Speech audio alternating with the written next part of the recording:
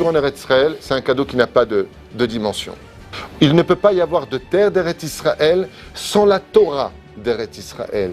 Et il ne peut pas y avoir d'étude de la Torah sans Eretz Israël. Ici, il faut relever les manches. Ici, il faut se battre. Il faut étudier la Torah à un degré où le Yetzera, comme dit Zohar Kadosh, En Yetzerara el Eretz Israël. Venatati, dit Hachem, c'est moi qui fais la paix. Et c'est moi qui fais la guerre.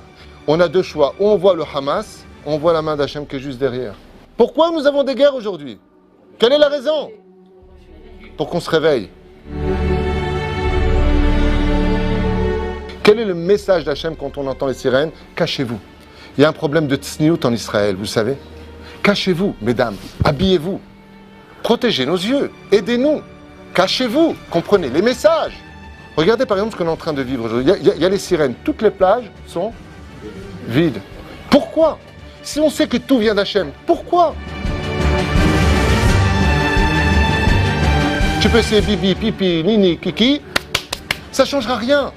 Tout ce qui n'est pas fait au nom de Dieu dans ce pays, ça ne peut pas tenir. Tout ce qui est fait les Shem Shamaim, tu donnes un goût d'éternité dans l'histoire. N'oublie pas, tu es juif.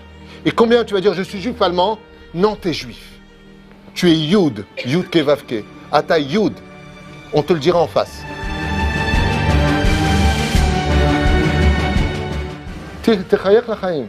Comment ça va? À la panim. Le Ben Ishraï dit que quand un homme meurt et part de ce monde, il doit faire au moins devant le Kisei HaKavod 280 heures de Dvar Torah sans s'arrêter, sans coca zéro, Shum Davar. Je bois avant, on ne sait jamais. On est apprécié que quand on est mort. Vous ne l'avez pas compris, Goldamir l'avait dit. Tu veux vivre en paix avec tes ennemis, au premier degré, arrête, quand on te parle aux informations, de dire les Mazaleno Agadol. Je veux maintenant, dans les informations, vous avez remarqué, il s'appelle Mazal. Dis Zeksh Baruch Hashem. Zeksh, c'est un mot yiddish. Dis Shtabar Shemolahad. Dis Toda Lael. C'est un arabe du Hamas qui dit nous on fait ce qu'il faut, c'est leur Dieu qui pousse tout dans la mer. Vous savez qu'ils ont envoyé des psychiatres et des psychologues à Gaza, vous êtes au courant? Ils sont en dépression les mecs. On n'arrive pas à les toucher.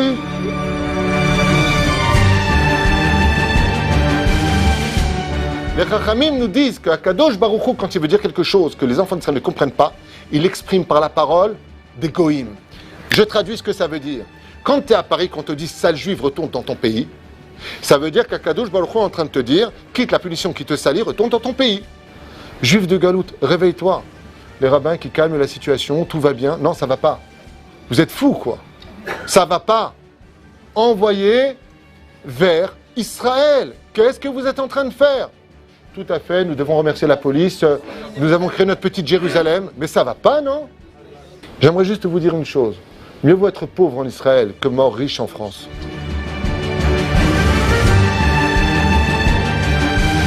Imaginez un petit peu maintenant que vous allez voir un dirigeant du Hamas qui prépare son missile pour Israël. Et vous lui disiez la chose suivante. Bon, alors, tu veux tuer des kippas noirs, des kippotes srougotes, des sans kippotes, des kippotes blanches, aujourd'hui des kippotes roses. Tu veux tuer qui? Vous savez ce qu'il va vous dire à l'arabe? Hein? Du juif! Quel est le message pour nous? Où est notre route?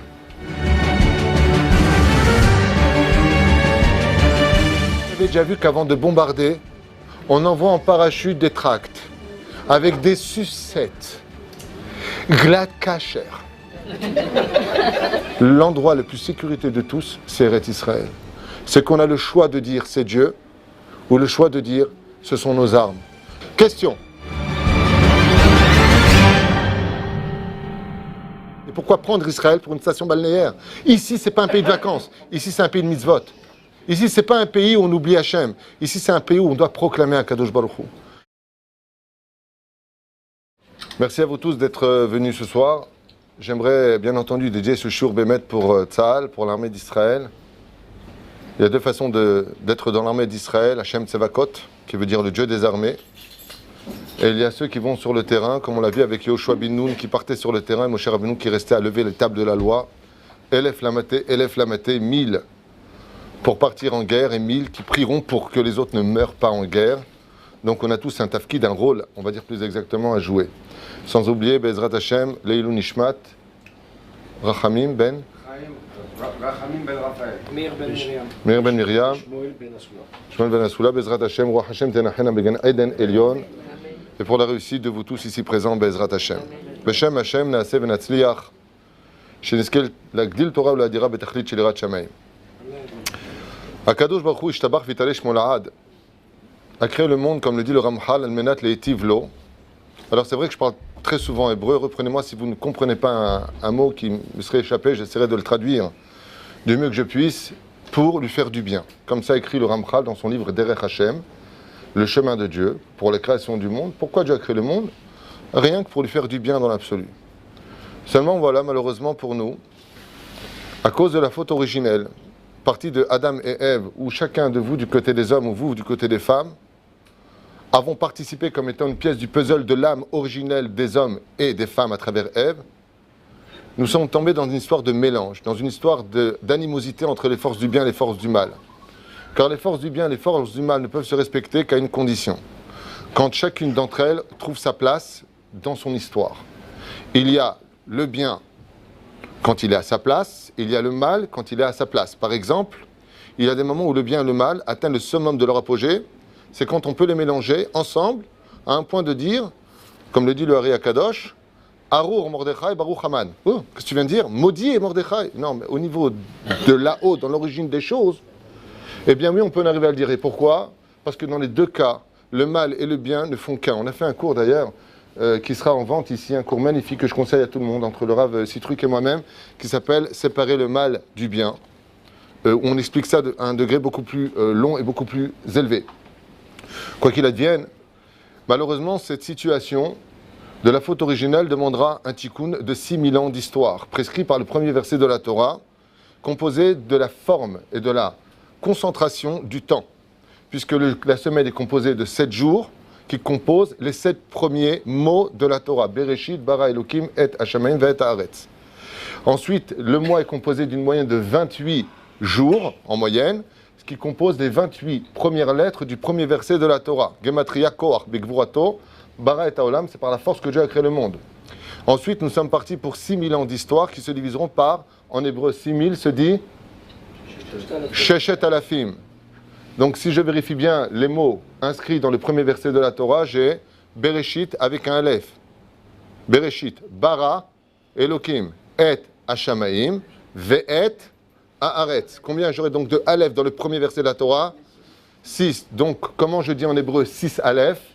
Sheshet alafim de tikuna. Ça s'appelle dans Zohar Kadosh 6000 ans de réparation. Nous avons 6000 ans pour régler un problème face aux 6 jours qu'on appelle Yemei Chulin, les jours de Chol, pour arriver dans une apogée qu'on appelle le Shabbat, qui vient du mot de la réflexion, retourne à la source originelle, c'est-à-dire à l'état d'homme, avant la faute, Baruch Haba David, je ne vous avais pas vu, avant la faute originelle, Mashma Mikan, c'est-à-dire que comme c'est marqué dans ma Sechet Shabbat à la page 118, à Moudbet, au milieu de la page Amar Rabbi Shimon Bar Yochai, Loulé Israël Shomrim Shte Shabbatot, Miyad Nig'alim. Rabbi Shimon nous dit, si les enfants d'Israël, tous ensemble, respectent le Shabbat, pas David Twitou, Rabbi Shimon Bar Yochai, c'est immédiatement la Géoula, l'élo atna'a, dit la Gemara. Ça veut dire quoi l'élo atna'a? Ça veut dire sans aucune condition. On n'attend ni Pessah, ni il est né pendant le Mashiach, il est né pendant le jour de Tisha B'Av, il va se dévoiler, Neuf Alabou. C'est plus important, il dit. Shabbat, c'est le raccourci de toute l'histoire de 6000 ans. Il suffit d'être Shomer Shabbat pour ramener Bémet la Géoula. Un jour, j'ai entendu un rave qui disait, je peux le dire? Oui, non. Une petite bêtise. C'est un rave pour qui j'ai beaucoup d'estime, je n'aimerais pas son nom parce que j'espère qu'il a fait de tchouva sur ce qu'il voulait dire. Mais Shivim Panim la Torah, peut-être qu'il a raison et que je ne connais pas ses connaissances. Un jour, ce rave avait dit, je l'avais entendu comme ça dire, ce n'est pas Shabbat qui nous sauvera, car voilà, à l'époque du désert, on était tous Shomer Shabbat, et justement, on n'a pas eu la Géoula. Ce rave se trompe, puisque les Parchanim dans le Sefer Imrechen disent que si Tselophrad n'avait pas enfreint le Shabbat, il y aurait eu la Géoula. De là, la Gemara nous explique que quand on parle d'être Shomer Shabbat, c'est le Frad, qui a enfreint le Shabbat, qui a ramassé du bois, les Parchanim nous disent pourquoi c'est une punition si violente que Dieu lui a donnée. Parce que Tselophrad, en voulant donner un exemple, a construit une misva sur le dos d'une Avera, et sur ce, c'était le seul juif qui n'était pas Shomer Shabbat pendant ce Shabbat Kodesh. Mashma Mikan, que pas tout le monde était Shabbat Kodesh, on peut en apporter une preuve flagrante. Laquelle? Celle de la manne. Puisque bracha de la semaine, comme on le dit dans le Lechadodi Likrat Kala, Shabbat est la source de toutes les bénédictions. Ouais? Shim Makora Beracha, c'est la source. Et d'où est-ce qu'on sait qu'ils n'étaient pas tous Shomer Shabbat dans le désert? Kipshuto. Les tzadikim recevaient la manne où? Dites-le. Devant leur porte. Les Bénonim, au bout de la ville, en d'autres termes, au bout du camp.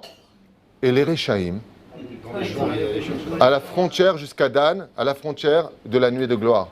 Comment tu peux me parler de Réchaïm, qui allait chercher comme Datan et Aviram, à la frontière de la nuée de gloire, alors qu'ils sont appelés Réchaïm? Mashma, chez Loayu Shambrim et Shabbat. Mashma Mikan, que je n'adhère pas du tout à ce commentaire de ce Rav, pour qui, encore une fois, j'ai beaucoup d'estime. Chez Vim Panim la Torah, 70 facettes à la Torah. Aval Zeno Nachon. Je préfère avoir confiance en Rabbi Shimon Bar Yochai qui dit si vous gardez 2 Shabbatot, c'est la Géoula immédiatement, tout de suite. La création du monde a été créée pour les tiv, pour donner. Je suis avec vous, je marche avec vous. Alors revenons à ce que nous disions au préalable. Malheureusement, cette situation a engendré un enfant. Cet enfant s'appelle Caïn. Et un deuxième enfant qui s'appelle Evel. Caïn, au niveau de l'âme, est né d'un rapport entre le serpent, dont nous aurons dans la Gemara, comme c'est marqué aussi dans la Vodazara, est né d'un rapport entre Ève et le Satan. Anachash Asher Ishiani, la Gemara nous dit Al Tikra Ishiani et la Isiani. Le serpent avec qui je me suis marié, avec qui j'ai eu un contact, donnera une neshama négative. Ce qu'on appelle dans le langage du Talmud ou du Zohar, Zohamat Anachash. Ce personnage s'appelle Caïn. Au niveau physique, il est le fils d'Adam. Au niveau métaphysique, il est le fils du Satan. Le deuxième enfant qui viendra s'appellera, comme vous le savez tous, Evel. Seulement voilà que les Chachamim nous disent qu'il y a une dispute entre ces deux personnages. La première guerre de l'histoire est née. À qui appartenait ce monde? Qui serait l'héritier d'Eretz Israël? Car toute l'histoire du Gan Eden, pour ceux qui l'ont enfin compris une fois pour toutes, se passe, par exemple, où Adam Arishon a-t-il été créé? Or à Moria, dit la Gemara. Donc toute l'histoire du Gan Eden à Tarton, c'est Eretz Israël. Ici, je ne sais pas si vous êtes au courant, mais vous vivez dans le Gan Eden à Tarton. C'est pour ça qu'il y a des problèmes pour l'oseille. Il faut bien qu'il y ait un tikkun quelque part, parce que si tu as de l'oseille en Israël, tu es déjà au Gan Eden Elion. C'est un pays où il fait bon vivre. Comme je dis souvent, c'est le pays de Casimir ici, c'est le pays des enfants. Si demain, c'est comme disait Chachamim, le tikkun d'Eretz Israël, c'est la Parnassa. Et pourquoi? D'où le mot de la Gemara. Comment on appelait Eretz Israël dans la Gemara, dans la Torah? Kenaan. Kenaan. Chazak ou Baruch. La Gemara te dit Al tikra Kenaan et la Kanaani. Quand tu viens en Israël, tu dois te battre contre le summum de la Emouna qui s'appelle Kanaani. C'est le lettre du mot Kenaan. Ici, tu redeviens pauvre. Pourquoi? C'est un sujet par lui-même que je vous invite à voir dans Masechet Ketubot à la page 11 Amoud Aleph et même 110 Amoud Bet. De l'autre côté, déjà, ça commence en bas, sur la valeur de vivre sur la terre d'Eretz Israël. Comme disait Rabbi Nachman de Breslev, dans le Likutei Moharan, si un homme savait la valeur d'Eretz Israël, comme c'est marqué là-bas, rien que de marcher 4 pas en Eretz Israël, c'est déjà une promesse qu'il sera héritier du monde futur. Rabbi Meir, il dit de son côté, Rabbi Meir Balanes, il dit Kol haomer kiriyat shema boker velayla, le matin et le soir, Dover le Shon HaKodesh, qui sait parler hébreu, qui vit Eretz Israël, il garantit les héritiers du monde futur. Pour vous dire ce que la terre d'Eretz Israël peut apporter à l'homme, sans vous parler bien entendu de l'héritage spirituel que si Dieu veut, on aura le temps d'aborder grâce à Rabbi Avraham Azoulay dans son livre Chesed, l'Avram à la page 114, qui explique le fondement al-pisod de vivre en Eretz Israël et pourquoi en Eretz Israël, comme nous l'enseigne la Gemara dans Masechet Brachot, l'importance de vivre en Eretz Israël est si grande que tu ne peux l'acquérir comme cadeau que si tu souffres pour l'avoir. Qui al Shloshat Varim Adam Ya'amol. Sur 3 choses un homme devra souffrir. Sa femme, sa belle-mère. Non, ça c'est. Je me suis trompé de chiot. Là, c'est de votre faute. Sur 3 choses un homme devra souffrir. Sur l'étude de la Torah, sur le fait de vivre en Eretz Israël et sur le monde futur. Car la Shon Gemara, al Shoshat Advarim Adam Ya'amol. Il devra vraiment peiner pour les avoir. Et la Gemara elle pose la question, elle dit alors si c'est comme ça, c'est pas un cadeau. Il dit combien tu devras souffrir pour Eretz Israël. Quoi que tu souffres, c'est un cadeau. Quoi que tu souffres dans ce monde, Et vous pouvez imaginer de quelle souffrance je peux vous parler. De vivre en Eretz Israël, c'est un cadeau qui n'a pas de dimension. N'a pas de dimension. Sur ce combat, Verotai Verabotai, a commencé par le partage. Il y a eu un partage dans ce monde. Regardez les Arabes, ce qu'ils ont pour eux. Tous ces pays extrêmement riches en matières premières. D'ailleurs, c'est une grande question. Est-ce que les Arabes vivent dans le désert ou est-ce que là où il y a des Arabes, ça devient un désert? Une grande question à se poser. Mais pour en revenir à ce que nous disions, il y a eu un combat entre eux. Et ce combat s'est divisé à savoir à qui appartient la terre et à qui appartient le monde futur. Caïn lui a dit, en apportant ses pishtan, moi, je choisis.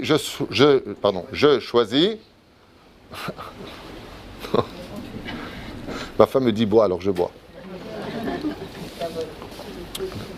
Non, j'avais soif.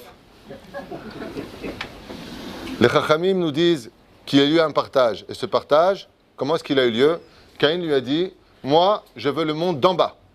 Eva a répondu, venant des forces du bien, Ezeu Chacham Aroet Anolad, moi, je veux le monde futur. Caïn lui a dit, alors dans ce cas-là, dégage. T'as rien à faire sur ma terre, puisque c'est à moi. Donc, il l'a tué, premier meurtre de l'histoire. Le Ben Ishraï nous dit, Maranienne, c'est intéressant de voir comment ils se sont divisés les mondes. Tachles. Ok, ça c'est à moi, ça c'est à toi. C'est vrai que c'était les deux seuls héritiers de l'histoire. Eh bien, pour cela, il faut comprendre ce que nous enseigne le Tikkun HaZohar. Qu'à la création du monde, j'espère que je suis clair et que vous me suivez pour l'instant, parce que le processus, pour comprendre l'actualité d'aujourd'hui, il faut revenir à la source, pour comprendre aujourd'hui ce qui se passe, non pas Hazve Shalom, non pas à travers les médias, surtout pas eux, non, surtout pas les nôtres. Hein. Que les goïms disent du mal de nous, choum. Christian et Mohamed, il va dire les juifs sont bien, mais nous-mêmes, quelle catastrophe. J'aimerais bien qu'ils m'invitent sur leur plateau pour discuter d'homme à homme. La reine, ah non, mais il faut mettre un... Pardon? Ouais, je vais aller là-bas, le Ben Ishraï nous dit, Verotai Verabota, écoutez bien. Comment est-ce qu'ils se sont divisés les mondes? C'est très simple. Pour revenir à l'état originel de la création du monde, les 22 lettres de l'alphabet voltigèrent autour du trône divin. Chaque lettre se présentèrent. Messire, mais non. Créer le monde par moi, il y avait 22 lettres. Et pour créer le monde, Akadosh Baruch Hu a étudié les 22 lettres. Utiliser les 22 lettres de la Torah avec lesquelles le monde a été construit. Donc nous dit Marad Ben Ishraï, tu sais comment ils se sont divisés ce monde sous un contrat? Un a pris 11 lettres, l'autre a pris 11 lettres. Evel est parti avec 11 lettres dans la tombe, et Caïn a pris 11 lettres avec lui. On avance dans l'histoire. Vient un homme du nom de Avram Avinu. Contre lui, toujours son antipode, Nimrod. Nimrod veut construire le monde, pour le monter du bas vers le haut et défier Akadosh Baruch Hu.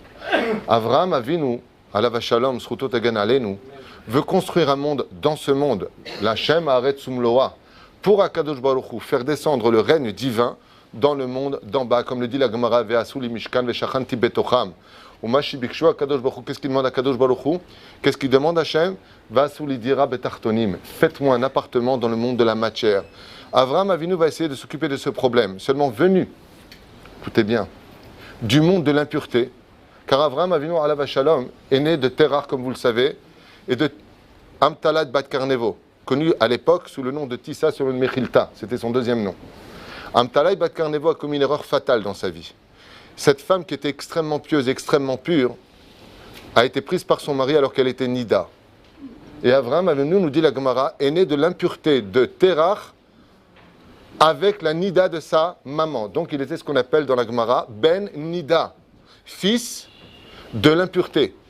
C'est pour cela qu'il est né avec un nom de défaut, un nom qu'on n'a plus le droit de rappeler dans l'histoire juive. Comment il s'appelait? Avram, père des nations. Avram est incirconcis.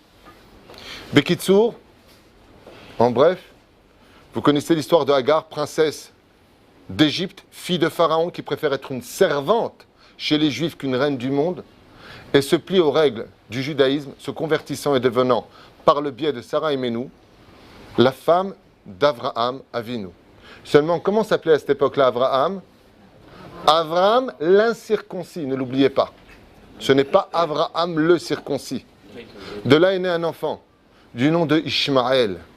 Cet enfant-là est né dans l'impureté de la personnalité d'Abraham, né de l'impureté de la Nida, et de Hagar, venue de l'impureté de la pensée, fille de Pharaon.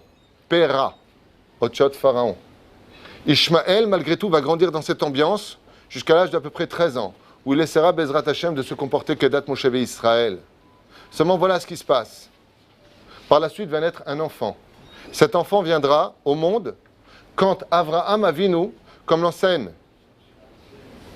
la 22e Mishnah du 5e chapitre de Masechet Avot, duquel il est dit là-bas, Ben Chamesh la Mikra, Ben Eser la Mishnah, Ben Shlosh Esre la Mitzvah, Ben Chamesh Esre la Gemara, Ben Shmon Esre la Choupa, Ben Esrim Nirdof, et quand on arrive à 100 ans, qu'est-ce qui est marqué? Ben Mea ki ulumet ou Batel Mina Olam. Quand tu as 100 ans, c'est comme si que tu es mort et que tu es annulé de ce monde.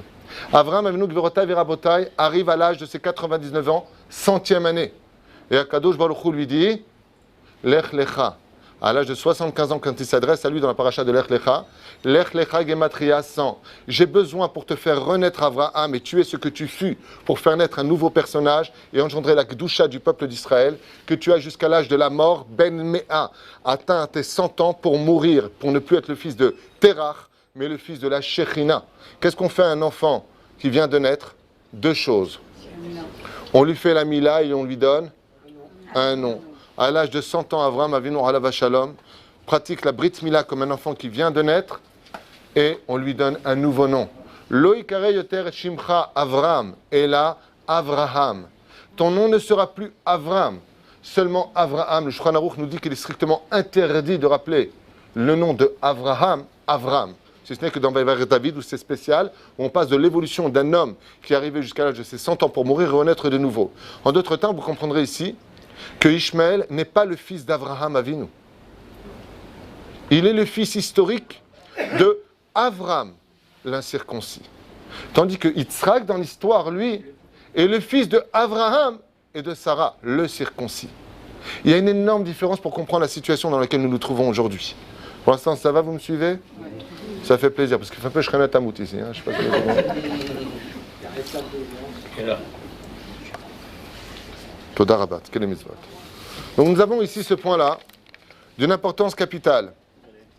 Ensuite va naître en contrepartie cette situation désobligeante où Ishmaël va déjà se comporter de façon agressive, puisqu'elle jouera avec son arc et sa flèche à chercher pour tuer la vie et mettre en péril. Le premier grand personnage de l'histoire juive après la naissance d'Abraham, c'est Yitzhak.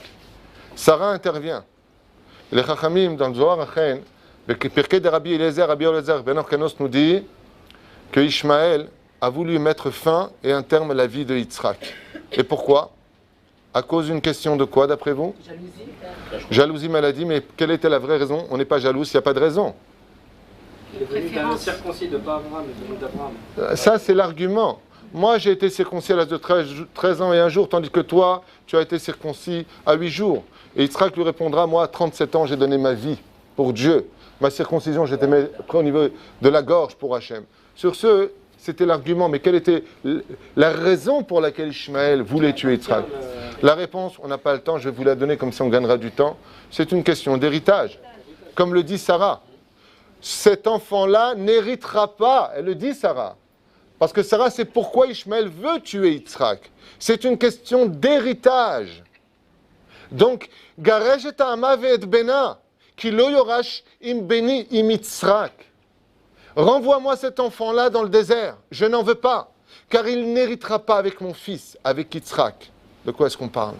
De la terre d'Eretz Israël. Du commencement des commencements duquel les Chachamim nous disent 3 choses seront indissociables. L'un ne pourra jamais exister sans l'autre. Le peuple d'Israël, la Torah d'Israël, la terre d'Israël et Akadosh Baruch Hu sur les 3. Torah, Israël, Bikutsha Berechu, Hadou. Les 3 sont indissociables. Il ne peut pas y avoir de terre d'Eretz Israël sans la Torah d'Eretz Israël. Et il ne peut pas y avoir d'étude de la Torah sans Eretz Israël. Vous savez de qui est-ce qu'on apprend cette parenthèse? Parenthèse, rapide. De Tzélophrade. Quel rapport? Dites-le moi, quel rapport? Merci. Quel rapport? Je vais vous expliquer, c'est très simple. Quand Tzelophrad fait la faute, ouais. Très bien, il a fait les Shem Shamaïm, mais quand il fait la faute, on dit à Moshe, qu'est-ce qu'on fait? Qu'est-ce que répond à ce moment-là Tzelophrad, Moshe Rabbeinu? Just a minute, j'ai demandé à Dieu. Et là, on a envie de lui dire, temps mort, tu me charries, Moshe? Tu me charries? Tu te moques? Juste avant, pendant des dizaines de psukim, celui qui n'est pas Shomer Shabbat, Hayav Mita. Ça veut dire quoi? Je demandais à Dieu, qu'est-ce que je fais de toi, Tzelophrad? Arrête, on sait bien ce qu'il faut faire de toi. Puisque tu as eu Atraot de 2 témoins, il y a un Beddin existant, les 70 anciens. Tfadal! Moshe Rabbeinu, il a une grande question, je ne sais pas. Pourquoi? Vous savez pourquoi il ne sait pas? Les Chachamim nous disent parce qu'ils ne savaient pas si on devait être Shomer Shabbat en galoute ou pas. Ils ne savaient pas la loi, comme la Torah se vit en Eretz Israël, comme le dit Rashi dans la paracha de Vaïtranan, pas pour manger des fruits d'Eretz Israël, hein, pas pour goûter à Eretz Israël, mais pour pratiquer les mitzvot en Eretz Israël. Ils voulaient rentrer. Donc, Moshe Rabbeinu, il est Mechalel Shabbat. Oui, mais on est en galoute, c'est un rapport. Dieu lui répond, la halacha se devra d'être vécue, ben Beret Israël, ben Bechutz Laaretz. Mais bien sûr qu'on doit être Shomer Shabbat en galoute, c'est évident. Mais pour vous dire que le maître des maîtres de tous les centimètres, voire des millimètres, lui-même était en doute sur, au niveau du don de la Torah, il est Shomer Shabbat ou il n'est pas Shomer Shabbat, quel est le din? Est-ce qu'il est Chayav Mita? Mais ça comprend Eretz Israël, puisque la Torah n'a été vécue que pour vivre en Israël. Donc le fait d'être en galoute, c'est une punition. Donc si tu vis ta Torah, en d'autres termes, en galoute, c'est pour ne pas oublier ton pays qui est Eretz Israël, avec ta Torah d'Eretz Israël et ton peuple d'Eretz Israël, car ici nous donnons un cadeau à Dieu que nulle part au monde on peut lui offrir. En galoute, on peut donner des communautés à Dieu, mais ça ne fera pas de lui un roi. Car un roi ne peut être roi selon la législation, que quand on est un peuple. Hashem Melech, Hashem Malach, Hashem Imloch le Olam Vaed. Il n'y a que quand on est un peuple proclamé sur une terre appartenant au Créateur du monde, que là on peut se permettre de dire que Dieu est roi. Sinon il est roi de quoi? Et si vous ne me croyez pas, c'est ce que vous dites d'ailleurs tout le temps, pendant la fête de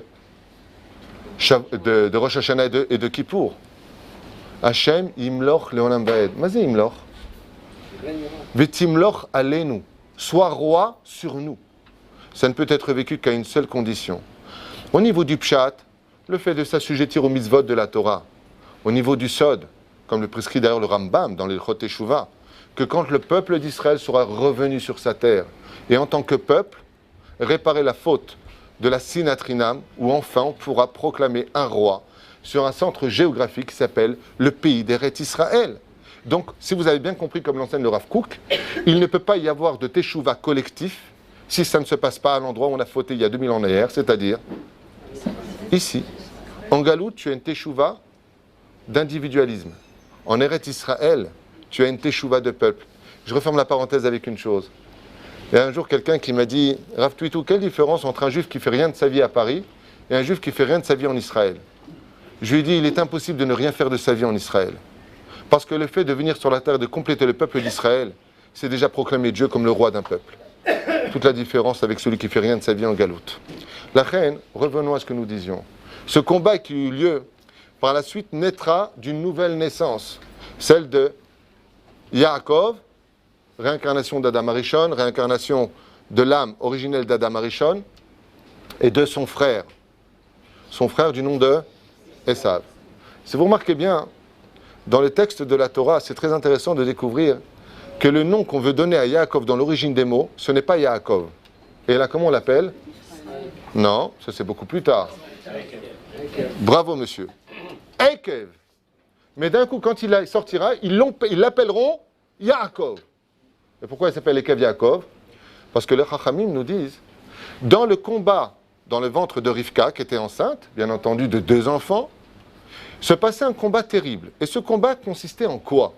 Ouais, vas-y, ta mère, t'es comme ta mère, c'est ta même mère. C'est quoi le combat? Vas-y, toi, vas-y. Qu'est-ce qui se bat dans le ventre? C'est Walt Disney ou quoi? C'est-à-dire quand tu les voyais à l'intérieur, qu'est-ce qu'ils faisaient? Ils se battaient. Et elle souffrait énormément.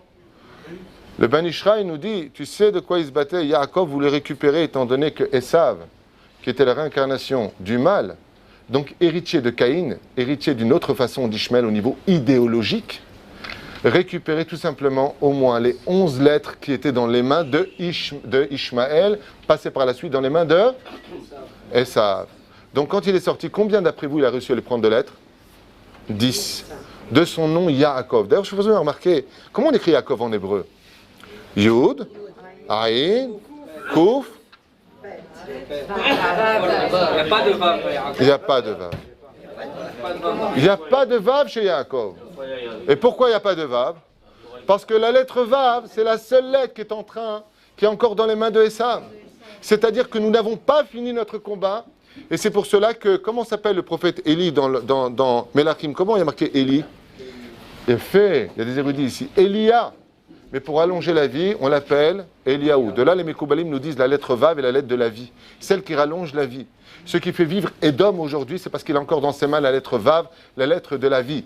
Et comment est-ce qu'on pourra lui reprendre? Par le Etzraïm, par l'étude de la Torah, par le fait de revenir en tant que peuple uni sur notre terre, on récupérera la lettre Vav qui est le tafki du Machar. Et sur ce, Bezrat Hashem, Édom tombera. Sur ce combat a eu lieu avec beaucoup de virilité. Jusqu'à aujourd'hui, ce combat se mène. Jusqu'à aujourd'hui, malheureusement, comme le dit le Midrash, Esav sonnait les Yaakov, les Ishmaélim nouaïs. Les Esav, les Édom, les non-juifs nouaïs. Comme ça dit le Midrash. Ishmaël sonnait les Yaakov. Rabbi Eliezer ben Orkanos, dans son livre Pirkei de Rabbi Eliezer, explique, ainsi que le Zohar, que Akadosh Baruch Hu mekaper sachar al adam kechut haseara. Akadosh Baruch Hu donne le salaire à un homme jusque comme un cheveu fin d'un enfant. Il veut aucune dette vis-à-vis de personne. Tu as fait un truc bien, je te le paye. Ishmaël a accepté de faire la Brit Mila à l'âge de 13 ans et un jour. Pour salaire d'avoir accepté de couper la Brit, pas d'avoir retourné, uniquement d'avoir coupé la Brit, les Chachamim nous disent que il aura un temps de règne de 13 siècles sur Israël. Si vous vérifiez quand est-ce qu'est né l'islam, 13 siècles plus tard, ça vous fait exactement, j'ai déjà compté, 1967, la reprise de Jérusalem. Les 13 siècles se sont terminés, bidiouk, à ce moment-là. Édom, avec les croisades, Godefroy de Bouillon, vous connaissez l'histoire. L'Inquisition, l'histoire est longue, pour parler de la haine des nations du monde sur les massacres et les pogroms engendrés de génération en génération sur l'histoire du peuple juif. Seulement voilà, Akadosh Baruch Hu Ishtabar Vitalesh Molahad, dans sa grande miséricorde, comme le dit le prophète, ramène les enfants d'Israël sur leur terre pour deux raisons. La première, c'est qu'il a promis aux Avot, Avraham, Yitzhak et Yaakov. Et la deuxième, c'est parce qu'il en a marre, dit le prophète et pas moi, qui Chilaltem et Shemi Bagoim. Parce que vous avez sali mon nom parmi les nations du monde. La reine, je vous ramènerai sur cette terre d'Eretz Israël. Le seul problème que nous n'avons pas compris, nous, en tant que juifs, c'est que nous sommes sur un domaine idéologique, religieux. Et c'est là qu'est tout le problème d'Israël. Vous savez pourquoi on a à chaque fois un temps de retard? Vous savez pourquoi on a à chaque fois un temps de retard? Je vais vous le dire tout de suite. C'est parce que nous nous battons sur un domaine hystérico-politique face à des gens qui n'arrêtent pas de te dire « Allah Wakbar ». Tu piges?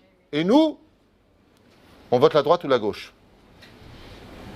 C'est pas que c'est bien ou pas bien, on a besoin de la malchoute. Heureusement qu'on a un gouvernement, Baruch Hashem. Heureusement qu'on a notre police. Heureusement qu'on a notre armée. Que Dieu les bénisse. Mais je parle du combat. Alors moi, ce que je vous propose, c'est de vous lire Rashi, pas Rachid, pour voir ce que lui propose dans cette histoire et ce conflit que nous avons aujourd'hui sur notre terre au Moyen-Orient, pour voir comment la Torah Bezrat Hashem nous éclairera dans ce sujet. Donc la Gemara, c'était pour le mariage.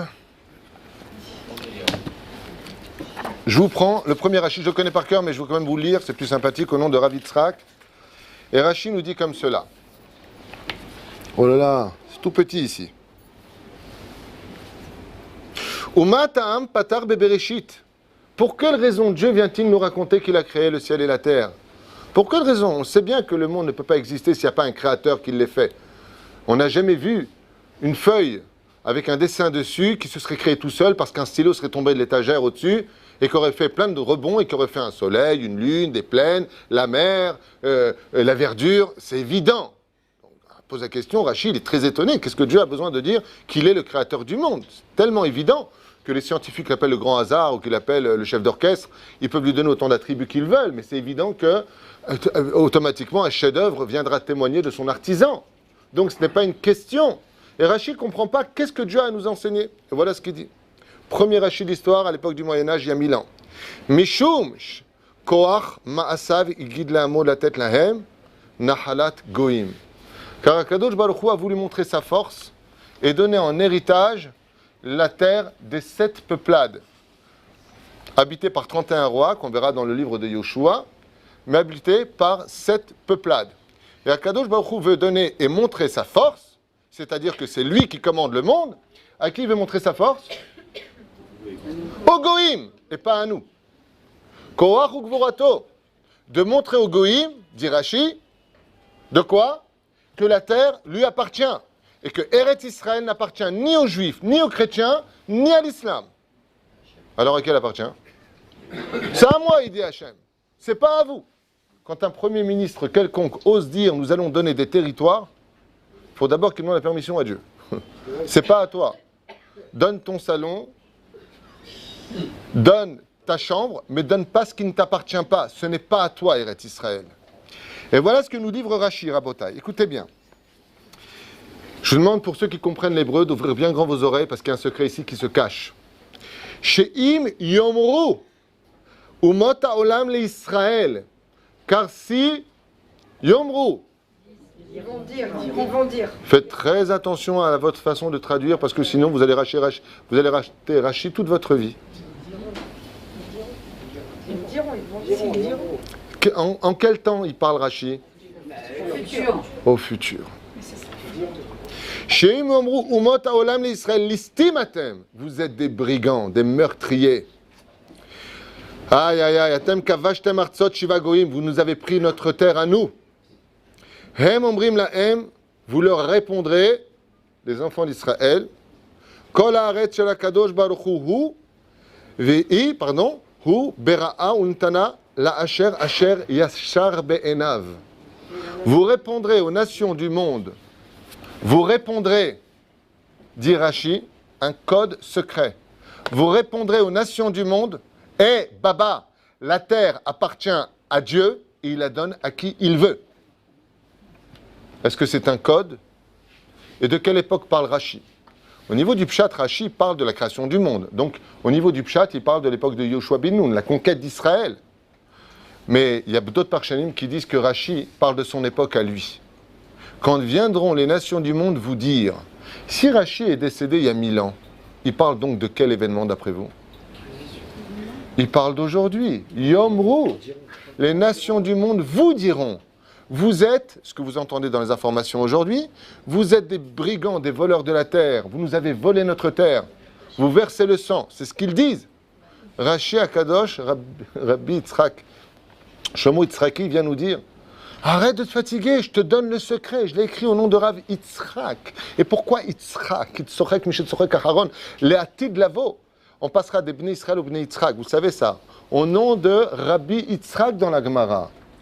Quand viendront les nations du monde, tu leur parleras surtout, si tu veux là, les résultats les plus rapides au nom de qui? Parle-leur au nom de Dieu, c'est un code. Il y a un mec qui a compris ça dans l'histoire. Il y en a un, extraordinaire. Le plus marrant, c'est que ce n'était pas le plus futé au niveau Torah. Mais un homme d'une intelligence et d'une dimension hors du commun, Ben Gurion. Lui, il est parti voir le Chazon Ish à l'époque. Ils ont fait un contrat. Laisse mes élèves étudier la Torah et crée ton gouvernement. Ben Gurion a signé. Il lui a dit, comment je peux convaincre les nations du monde du droit de l'existence d'Israël? Le Chazon Ish lui a répondu, ça a été filmé dans des diapositives, voici le secret d'Eretz Israël. Prends le Tanakh avec toi, dépose-le devant le secrétaire d'État de l'ONU et dis tout simplement, au nom de Dieu, tu demandes la terre d'Israël. Résultat, on l'a eu. C'est un secret du Chazon Ish qui a expliqué ce Rashi. C'est pas shoot. Tu veux vivre en paix avec tes ennemis, au premier degré, arrête, quand on te parle aux informations, de dire les Mazal Eno Agadol. Dieu, maintenant, dans les informations, vous avez remarqué, il s'appelle Mazal. Moi, je connais une cousine qui s'appelle Mazal. Dans les informations, Dieu s'appelle le grand Mazal. Le Mazal est nous. Mazal Gadol. Dis Zeksh Baruch Hashem. Zeksh, c'est un mot yiddish. Dis Shtabach Shemolahad. Dis Toda Lael. Vous savez qu'ils ont envoyé des psychiatres et des psychologues à Gaza, vous êtes au courant? Ils sont en dépression, les mecs. On n'arrive pas à les toucher. Oui, parce qu'ils comprennent pas. Et ils comprennent pas. Si, ils comprennent. Oh, si, ils comprennent. Je l'ai montré à quelqu'un. J'ai montré la vidéo à quelqu'un. Si, ils comprennent. Ils ont posé la question à celui qui a envoyé les missiles. Alors, ils pensaient trouver un mec qui louchait, parce qu'ils ont dit, c'est pas possible. Ils sont tombés sur un ingénieur de très haut niveau. Et ils lui ont demandé comment se fait-il qu'il n'arrivait pas à viser les cibles demandées. Vous savez ce qu'a répondu l'arabe? On vise exactement où il faut, puisqu'on a des gens qui travaillent pour nous de l'autre côté avec des portables, et on arrive à se diriger exactement avec les portables. Mais qu'est-ce que je peux y faire si le Dieu des Juifs, on voit tout dans la mer? J'ai le Dieu d'Israël, tout le monde l'a vu. C'est pas un rabbin qui parle, c'est un arabe. C'est un arabe du Hamas qui dit, nous on fait ce qu'il faut, c'est leur Dieu qui pousse tout dans la mer. Et nous, qu'est-ce qu'on dit?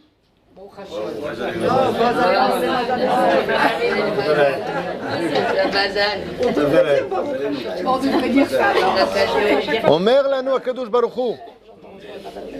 Il nous dit Akadosh Baruch Hu. Je suis dans le mikvé. Il nous dit Akadosh Baruch Hu, cette terre-là, si vous voulez la conquérir, elle ne s'acquiert que par mon existence. C'est ma terre. La Shrina ne bouge jamais du côté de la Maharavi. C'est ma terre à moi. Et si vous voulez la conquérir, arrêtez avec votre côté pathétique et antipathique. On a voulu se débarrasser d'Arafat, on a eu mieux. On a voulu se débarrasser. Chaque fois qu'une nation nous a fait du mal, sont partis les Babyloniens, sont venus les Perses. Sont partis les Perses, sont venus les Grecs. Sont partis les Grecs, est venu Édom. On a quitté Édom, est venu Ishmaël. Si on regarde, comme le dit la Gemara dans Masechet, Sota, la page 49 à Moudbet, ou Sanhedrin, peu importe. Là-bas, les Chachamim nous disent qu'à la fin des temps, les enfants d'Israël se comporteront comme des chiens. Bon. Grande question. Ça veut dire quoi des chiens? Moi, je m'appelle Twitout. On lève le i, ça fait toutou. C'est ça que ça veut dire.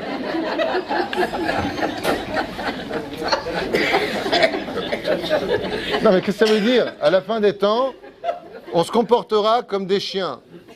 Alors, est-ce qu'on fait allusion au masque à gaz? Parce qu'une fois, j'ai vu quelqu'un un masque à gaz, je lui ai dit, Milou, il s'est retourné comme ça. C'est vrai que ça fait tronche de chien. La Gemara ne nous dit pas du tout.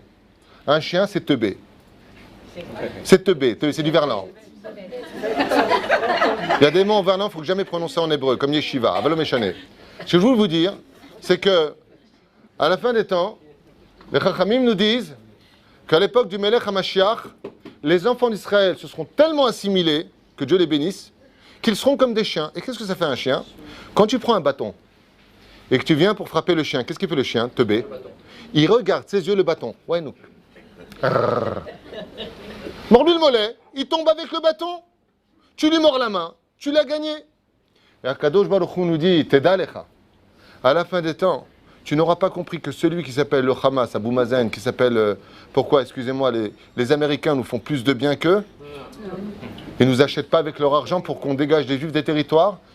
Comme le dit souvent le pauvre Bibi Netanyahou, sous pression des nations du monde. Vous savez quelle pression on subit? Enfin, le grand rabbin de France avait dit que Dieu lui envoie une bonne santé, le Raphaël Citruc. Avait dit de sa propre bouche, le gouvernement d'Israël a fait de cette nation une prostituée pour les nations du monde. Quand on veut quelque chose, on amène. Voici nos bases stratégiques. Est-ce qu'on peut? Ça ne vous dérange pas? Vous nous donnerez 300 millions avec 300% d'intérêt, bien entendu, comme vous le savez, à l'année, hein, bien entendu. C'est-à-dire que nous avons une hypocrisie d'un côté et une hostilité de l'autre. Ishmaël et Esav sont face. Pour quel combat? Le combat de l'héritage de cette terre. Pourquoi? La réponse se trouve dans le Zohar Kadosh, dans les Parshanim, dans les Midrashim. Et vous voulez l'entendre? Tout simplement parce que celui qui possédera la terre d'Israël sera le maître du monde. L'opachot velo yoter. C'est pas dit sur Israël exactement, c'est dit sur Yerushalayim. Celui qui dirigera Jérusalem sera celui qui dirigera les nations du monde. Maintenant, on comprend pourquoi Richard Cœur de Lion a envoyé Godefroy de Bouillon conquérir les Ottomanimes. Pourquoi tout le monde veut conquérir cette Jérusalem où il fait Shrener à travers cette muraille qui a servi pendant des décennies de poubelle, comme c'était prescrit par les Romains. À l'intérieur, pour ceux qui connaissent l'histoire d'Israël, on y versait la poubelle, d'où cette fameuse muraille avec ses 9 portes.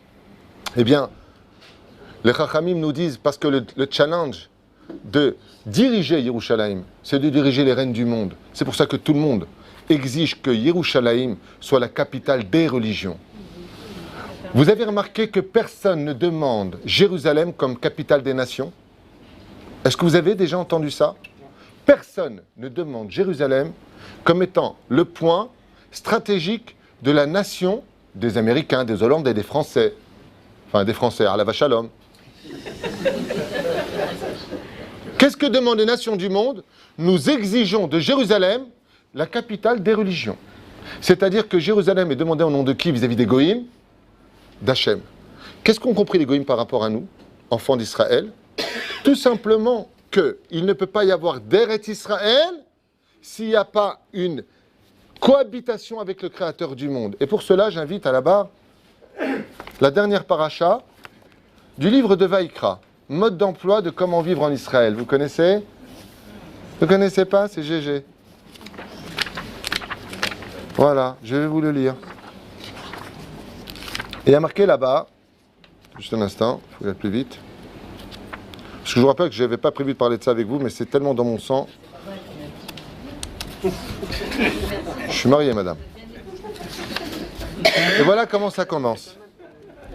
Et voilà comment ça commence. Im bechukotai telechu.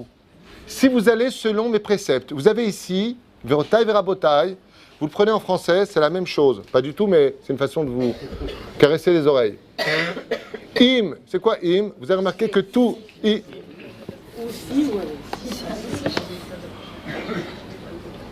Qu'est-ce que vous avez dit, vous? Avec ou avec im? Non, c'est avec un aïn. Continuez à dormir. Alors, im bechukotai telechu. Les premiers deux méchichistes de l'histoire s'appelaient comment? Aaron et Moshe. Aleph, Mem. Ensuite, nous avons eu qui? Esther et Mordechai. Aleph, Mem. Le shalom a eu lieu grâce à deux enfants sur lesquels nous bénirons nos enfants tous les vendredis soirs. Ephraim, Im. Et la Géoula finale aura lieu avec deux personnages, Eliyahu et Mashiach. Aleph, Mem. Si vous voulez la Géoula, Im, Bechukotai. Pourquoi Im? Parce que qu'est-ce que ça veut dire? Est-ce que c'est une condition de faire Torah ou mitzvot? Alors si c'était le cas, pourquoi tu as la paracha de Ekev? Vehaya, Ekev Tishmerun. Dans le livre de Devarim, Dieu nous dit, mais attends, t'as rien compris. Tu fais tchouva avec ton libre arbitre, tu veux pas, c'est ton choix. Mais si tu veux pas faire tchouva, comme c'est marqué dans ma Maseret Sanhedrin à la page 90 à Moud Aleph, que tout Israël a part au monde futur, tu veux pas, tu iras au monde futur. Ou par l'intelligence et la douceur, ou par les coups. C'est à toi de choisir le chemin. Aval, tout Israël ira au monde futur. Si tu n'as pas réussi dans ce Gilgoul, c'est pas grave, j'ai le temps, et dit Hachem. Tu as 6000 ans d'histoire, tu reviendras. Et voilà exactement ce que nous livre cette Torah. Im bechukotai telechu, vet mizvotav tishmeru vasitem otam. Si vraiment maintenant vous venez sur cette terre-là d'Eretz Israël, parce que vous savez qu'on ne peut être heureux dans ce monde que quand on vient en Israël. Vous êtes au courant. C'est la paracha de Kitavo. Ve'aya Kitavo el haaretz. Ve'aya, dit la Gemara dans Megillah, il n'y a pas de joie dans ce monde si ce n'est que de vivre en Eretz Israël. Et grâce à Dieu, en ce moment, on s'éclate. Beitam venatna aretz et tivula ve'et asadi iten pirio. Et tu verras, Bezrat Hashem, que les arbres donneront leurs fruits. Ça veut dire quoi leurs fruits? Si tu fais Torah mitzvot, parce que vous croyez que Eretz Israël d'aujourd'hui, c'est un Eretz Israël, tel que la Torah nous le prescrit. Dans Masechet Shabbat, Bedaf Lamed Amoud Bet, dernière ligne en bas, il y a marqué Vititen Gluskaot. La terre d'Eretz Israël donnera des arbres, mais pas n'importe lesquels. Hein. Des arbres qui vont te donner du flan, à la vache à l'homme le flan. Des éclairs, des gâteaux, couscous boulette, kawfoul. Ce que tu veux, dit la Gemara, elle te donne. Là, tu ne vas plus dire je vais manger chez ma mère. Directement, tu vois un arbre, tu sais comment ça va, et toi ça va, la famille ça va, voilà, je voudrais manger un couscous poisson. Bezrat Hashem, boulette tunisienne, c'est meilleur que les autres, je suis désolé. Et chacun ses goûts, hein. Moi une bonne boulette tunisienne, une fois ma femme, elle est algérienne, que Dieu la bénisse, ça m'a dit je te fais des boulettes, j'ai dit je veux bien. Des froliques. Chez nous, c'est la boulette comme ça, avec la pomme de terre dessus, dessous, le cardon au milieu. Ou la... C'est le meilleur, hein. Ah ouais. Ça se mange chez nous avec les spaghettis. C'était pas le même plat. Alors, que Dieu te bénisse, ma femme. Grâce à Dieu, j'ai maigri. Venatati al-Bikisham. Il dit ici, Venatati gishmechem beitam. Et vous aurez donc gashmiut, la matérialité, les pluies en leur temps. C'est-à-dire que Eretz Israël, qui est le summum de recevoir le socle de la matérialité, car vous savez que Eretz Israël dans la Kabbale, c'est le pays du summum de la matérialité. En Galoute, on est spirituel, on est dans les nuages. Quand on vient en Eretz Israël, on est dans la matérialité. C'est pour ça que les Meraglim n'ont pas voulu rentrer en Israël. Pourquoi? On préfère nos yeshivot spirituels comme des anges, comme le dit le Zohar. Tout juif qui vit en Galoute a un digne d'ange. Donc on voit un juif, ça va mon ange? En Eretz Israël, tu deviens Adama, Adam. Ici, il faut relever les manches. Ici, il faut se battre. Il faut étudier la Torah à un degré où le Yetzera, comme dit Zohar Kadosh, En Yetzerara el Eretz Israël. À quoi ça ressemble, dit Zohar Kadosh? Écoutez bien. C'est comme si je prends une ampoule et que je la fixe. Même si elle me donne de la lumière, dans les 4 points cardinaux de ma chambre, il n'en est pas moins évident qu'elle est fixée, cette ampoule. Le Yetzerara est fixé là où il y a Kedusha au maximum, il y a du Yetzerara. Il n'y a pas de Yetzerara plus grand au monde qu'en Eretz Israël. C'est pour ça que tout celui qui vient tombe. Il tombe, il tombe. Pourquoi? Pour mieux se relever. Shalom Baret. Et là, j'ai une question à vous poser. Là, j'ai une question à vous poser. Qu'est-ce qu'on veut, nous? On veut le... Avec les femmes qui veulent le shalom. On veut quoi, nous? On veut le... Shalom. Qui c'est qui donne le shalom? Venatati, dit Hachem, c'est moi qui fais la paix.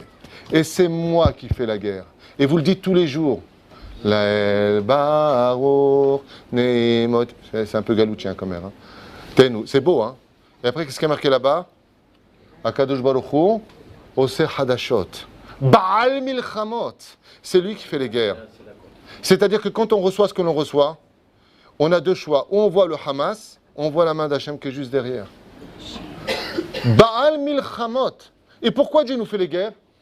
Pourquoi nous avons des guerres aujourd'hui? Quelle est la raison? Pour qu'on se réveille. Je peux vous raconter un truc personnel, vous raconter à personne, hein. Coupe la caméra 2 secondes. Un matin, la vérité, j'étais crevé de chez crevé de ma race, crevé.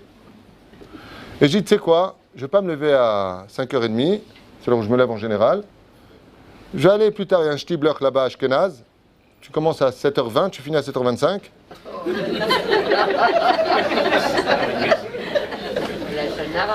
Non. Venez, je vais vous montrer, c'est une mitzvot. Non, c'est pas ça, je comprends pas ce qu'ils disent. C'est pas méchant ce que je dis, mais au contraire, que Dieu bénisse ton frère Ashkenazim. Il n'y a pas de problème avec ça, mais la prière, c'est pas la même. Chez nous, c'est Ren Neshui, rien que le titre, c'est 20 minutes. Non, Ashdod. Bekitsour, que Dieu les bénisse, tous nos frères. Et je me suis retourné. En plus, j'ai vu ma femme qui dormait bien. Elle m'a donné encore plus envie de dormir à ce moment-là. Et qu'est-ce qui m'a réveillé? Rasra. Je compte Jal Babao. Là, d'un coup, on s'est retrouvé ma femme debout. Bien entendu, il n'y avait qu'une place dans le bunker, donc j'ai poussé. Et on est rentré à l'intérieur. Je disais, quand il s'agit d'une sirène qui nous rappelle notre devoir de nous protéger, de nous cacher, de venir vers cette situation, comme je l'ai enseigné dans un dernier cours que j'ai fait ici. Quel est le message d'Hachem quand on entend les sirènes? Cachez-vous. Il y a un problème de tsniout en Israël, vous savez. Cachez-vous, mesdames, habillez-vous. Si vous étiez moche, en plus fille d'Israël, restez comme ça, que vous n'avez à faire. Bien, la génération du Mashiach, vous êtes tous beaux et toutes belles. Protégez nos yeux, aidez-nous. Cachez-vous, comprenez les messages. Cachez-vous. Bon, pas sac poubelle. Aval, cachez-vous, c'est pas une blague. Vous savez qu'il y a marqué dans ma sechet Brachot, Bedaf Samech Hamoud Aleph, milieu de la page. Kol Aolech la Nahar, tout celui qui descend à la piscine ou dans un fleuve et qui voit une femme qui se baisse, En lo chalek l'olam haba. Il n'a pas de monde futur. Toutes les femmes qui vont à la plage, c'est pas de moi. Moi, je vous dis ça par amour pour vous. En Meret Agmara, pas David Twitou, Daf Samech Hamoud Aleph, milieu de page. Une femme qui va à la plage ou à la piscine avec les hommes, qu'elle sache, Mishkena, qu'elle n'a pas de monde futur. Ot Pa'am Gilgul. Ben Ishraï dit que la femme ne se réincarnera pas, Mahloket. Ani le Yodéa, je n'ai pas les comptes divins. Mais ce que je sais, c'est que la Teshuvah est rétroactive. Alors après, on se demande, regardez par exemple ce qu'on est en train de vivre aujourd'hui. Il y a les sirènes, toutes les plages sont vides. Pourquoi? Si on sait que tout vient d'Hachem, pourquoi? Quel est le message d'Hachem? Ma tarotse Hachem. Alors regardez ce qui a marqué. Venatati shalom ba'aretz. Ani noten et shalom. Tu peux essayer bibi, pipi, nini, kiki. Ça ne changera rien. Change d'homme politique, ça ne changera rien. Vous avez remarqué dans la politique que tout est complètement débile? Allez, vous voulez des exemples rapides? Vous avez 2 minutes à me donner? 3 minutes. Voilà qu'on rigole, ma prébée Boujnan. Hein. Tous les gens qui ont conquis des territoires ont été ceux qui les ont rendus. Prenons 3 exemples. 3 exemples. Qui a conquis Hebron? Pas le Bator. Pas le Bator. Moshe Dayan. Qui est celui qui est parti courir après les Arabes, qui lui a donné les clés et qui lui a dit réinstalle-toi à Hebron? Moshe Dayan. C'est extraordinaire. Qui est celui qui a conquis le Kotel? Ils étaient plusieurs. Mais en tête de liste, c'est Yitzhak Rabin. Bonne réponse. Yitzhak Rabin, Moshe Dayan était présent aussi. Il y avait aussi Sharon, qui était plus mince. Et Pérez. Non, Pérez était fatigué. Il n'était pas là. C'est dans un autre film, Pérez.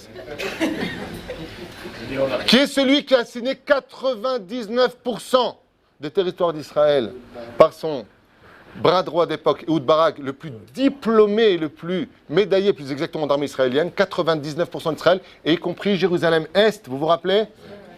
Heureusement qu'Arafat lui a dit non, ça ne me convient pas, il me faut tout, parce qu'il était prêt à signer. Qui est celui qui a détruit Yamit pour nous promettre de nous installer dans le Gouche Katif et qui nous a dit, si plus tard l'armée d'Israël, dans les années qui suivront, viendront vous déloger, vous aurez le droit de désobéir au Pkudot d'Israël. Qui est-ce? Ariel Sharon. Qui est celui qui nous a démantelés? Vous savez pourquoi tout ça? Parce que les Chachamim nous ont mis en garde. Et encore une fois, je ne suis pas ingrat. Je remercie Akadosh Baruch Hu de tout mon cœur, parce que chacun d'entre eux, que ce soit Herzl, Ben Gurion, Golda Meir et tous ces grands personnages de l'histoire juive qui ont agi comme ils ont agi, nous ont permis aujourd'hui de rouler dans ce beau pays avec nos belles voitures, malgré tout. Mais une chose qu'il ne faut pas oublier, c'est que ce que disent les sages, on ne peut pas l'enlever. Tout ce qui n'est pas fait au nom de Dieu dans ce pays, ça ne peut pas tenir. C'est pour ça que quand on arrêtera d'être avec des œillères et qu'on essaiera de dire, tu sais quoi, je vais devenir objectif. Voyons l'histoire d'Israël. Pourquoi ces mêmes conquérants étaient ceux qui ont rendu? Rendu, ce n'est pas un mot juste. Qui ont donné, qui ont vendu. Pourquoi? Parce que tout ce qui n'est pas fait les Shem Shamaim, En Lo Kiyum Olami. Parce que tout ce qui n'a pas été fait au nom d'Hachem n'a pas de Kiyum Olami, ça veut dire qu'il n'y a pas d'existence finale. Comment est-ce qu'on peut y arriver? La Torah nous l'enseigne. Im Bechukotai Telechu. Vous savez, on devait faire ce soir un cours sur le mariage. Pourquoi le divorce? La deuxième bénédiction, une des raisons pour lesquelles on doit se marier, juste une parenthèse pour bien comprendre. Baruch ata Hashem Elokeinu melech haolam, she'akol bara lirvodo. Une des réponses qu'il faut donner, pourquoi on doit se marier? Parce que c'est un commandement de la Torah. Tout simplement. Pourquoi est-ce qu'on vient en Eretz Israël? On a 160 millions d'Arabes qui nous entourent. S'ils nous crachent dessus, on peut se noyer. Pourquoi tu vis ici? Pourquoi tu vis ici? Si tu n'as pas de masgan, tu fonds. Je fais un régime. Ah bon, qu'est-ce que tu fais? J'ai pas de masgan. Pourquoi tu vis ici? Le Nevada, c'est très beau. Las Vegas, c'est magnifique. Celui qui a été. J'en sais rien. J'en ai peint. C'est moche aujourd'hui. Mais la Riviera, c'est beau aussi. Il y a des pays magnifiques. Vous avez été en Thaïlande? Yangtze-Kiang. Qu'est-ce qu'il a, ce pays d'extraordinaire? Il y a une mitzvah d'y vivre. On vient en Eretz Israël pour étudier la Torah. On vient en Eretz Israël pour pratiquer Torah au mitzvot. On vient en Eretz Israël avec les deux mondes, l'industrie, le commerce. On a besoin de toute cette signification. Le seul problème qu'on a, c'est au nom de qui on le fait. Moi, ça me fait rire quand on parle d'Herzl. Ça me fait rire pour une chose. C'est que le premier État que Herzl a voulu pour les Juifs se trouvait en... Pas du tout, c'est le deuxième. Pas du tout, c'est le deuxième. Vous n'avez pas lu son livre apparemment. Il y a eu Madagascar qui a été proposé. On lui a proposé une province chinoise. Il a dit non, c'est un peu loin. Alors on lui a proposé après l'Ouganda. Et c'est les Ougandais qui lui ont dit la min habsh. Alors il est venu en Israël. Ça veut dire que le sionisme de ce grand personnage, il ne faut pas l'oublier, et d'où que j'ai une preuve qu'il est grand ce personnage, c'est que Dieu lui a accordé 2 lettres de son nom. Herzli Lia. Comment Dieu, le roi des rois, il a pu lui accorder 2 lettres de son nom? Parce qu'il a eu un mérite extraordinaire. Celui de, malgré tout, malgré son côté anti-religieux, pro-chrétien de convertir le peuple d'Israël au christianisme, il a quand même été un des maillons de l'histoire du retour du peuple d'Israël sur sa terre. Et rien que pour ça, merci Herzl. Malgré tous les dégâts qui ont été engendrés par la suite par rapport à ton idéologie, jusqu'à aujourd'hui dans nos universités, malgré tout, tu as été un maillon. Et dès qu'on l'apprend, le Rav Kook disait on peut l'apprendre du roi Omri. Pas un Omri de l'autre Ahmed Haïdia. Tu kiffes ou quoi? Omri était roi d'Israël. Seulement c'était un roi impie, qui avait installé la Vodazara dans tout le pays d'Israël. Quel salaire Dieu lui a donné? 40 ans de règne, dans l'opulence, le shalom, l'armée la plus concrétisée, tout ce que tu peux désirer. La Gemara pose une question à propos du roi Omri, il dit mais quel était son srout? Il faisait Vodazara. Il a construit un kérem dans la ville de Rishon LeZion. En d'autres termes, c'est l'investigateur de la ville de Rishon LeZion. Parce qu'il a construit une ville, dit Maran Rav Kook, en Eretz Israël, Dieu lui a donné 40 ans. 40 ans de règne dans le shalom, les finances et tout ce qu'il désire. Regardez combien la terre d'Israël est importante pour Hachem. Parce qu'il a construit une ville en Israël. Mais ça a duré combien de temps? 40 ans. Donc celui qui voit un peu plus loin que son nez, il comprendra qu'aujourd'hui, Akadosh Baruch Hu est en train de régler des comptes. Qui a travaillé pour moi? Comme disent les Parshanim, quels sont les mitzvot qui emmènent l'homme au monde futur? Les Parshanim nous disent, ainsi que Rabbi Nachman de Breslev, les mitzvot qui ont été faites les Shem Shamaim. Quand tu fais une mitzvah les Shem Shamaim, koulou les Shem Shamaim, tu peux être certain que ce que tu emmènes prend un goût d'éternité. Quand tu épouses ta femme, les Shem Shamaim, comme ça s'est passé Miskin à l'époque de Toubéav, quand la tribu d'Ephraïm a été décimée par les 11 tribus, alors il y a 3 sortes de femmes qui sont allées dans les champs pour être prises par les 400 rescapés de la tribu d'Ephraïm. Alors il y avait les très très très belles qui ont été prises tout de suite. Il y avait les moyennes qui ont été prises par rapport au fait que c'était la fille d'un vicomte ou de quelqu'un d'important. Et les hlikam chouma. Et les très très laides. Et les gens ils gardaient et disaient non. Alors elles leur ont dit comme ça, la Gemara a dit épousez-nous les Shem Shamaim. Bon, les Shem Shamaim, comme ça dit la Gemara. Les Shem Shamaim. Les Shem Shamaim. Tout ce qui est fait les Shem Shamaim, tu donnes un goût d'éternité dans l'histoire. Et les Chachamim nous disent Venatati shalom baretz ushraftem ve'en maharid. Et il n'y aura personne pour te lever la nuit. Vishbati chaya ra'a min haaretz. Et j'enlèverai ces animaux nuisibles de ta terre. Les Parshanim, vous savez comment ils appellent ces animaux nuisibles? Qui est appelé homme animal dans toute la Torah? Il n'y en a qu'un. Péré Adam. L'homme animal. Non, madame. Bah, avec deux. Vous me rappelez un sportif qui m'a toujours dit, moi j'ai toujours fait deuxième dans le sport. Je me disais quoi? M'a dit de la boxe. Et l'épée ne passera pas par ton territoire. Et vous poursuivrez vos ennemis, ils tomberont devant vous. Mais qu'à une condition laquelle? Alors comprenez bien, je ne vais pas tout vous faire, c'est évident, mais comprenez bien, mesdames et messieurs, que la situation dans laquelle nous nous trouvons, c'est un problème de religion. Rachid nous a mis en garde. Il suffit de parler au nom d'Akadosh Baruch Hu. Ribbono Shalolam, comme nos soldats. Vous savez, quand le dernier Mifta dans lequel ils étaient, à Moudanan, le chef des soldats, le même paix qui emmenait cette plouga, a rentré dans cette maison-là, a demandé à ce moment-là à Akadosh Baruch Hu de le protéger. Il y a une femme qui est apparue en noir et qui a dit « Surtout ne rentrez pas, regardez au-dessus de votre tête, il y a un fil. Toute la maison est piégée. Passez de l'autre côté. » Il y a un soldat qui l'a suivi, c'est celui qui a dit juste avant « Dieu, aide-nous ». Et il lui a dit « Mais vous êtes qui, madame ?» Elle lui a dit « Je suis Rachel Imenu ». Et elle est disparue devant eux, devant toute une plouga. Pourquoi il a eu le droit à un tel miracle? Parce qu'il a dit, mais hors caméra, parce qu'on ne peut pas le dire devant la caméra, comme l'armée d'Israël, comment? Allons, j'ai mon arme, c'est heureusement que je suis là, c'est gonna fine. Rambo est arrivé, que je les bénisse. Mais fais attention, parce que tous les matins on dit, et les barchev, et les basoussim vanachnu, Beshem Hashem, c'est ce que vous dites, peuple d'Israël. Mais vadaï que Dieu a besoin d'une armée pour nous. Vous savez pourquoi? Pour une seule raison. À l'époque de Chizkiyahu Melech Alav Hashem, il n'y avait pas d'armée en Israël.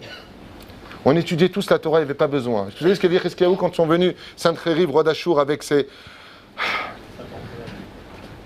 185 000 généraux d'armée en chef. Ça ferait à peu près une armée de 10 millions de personnes.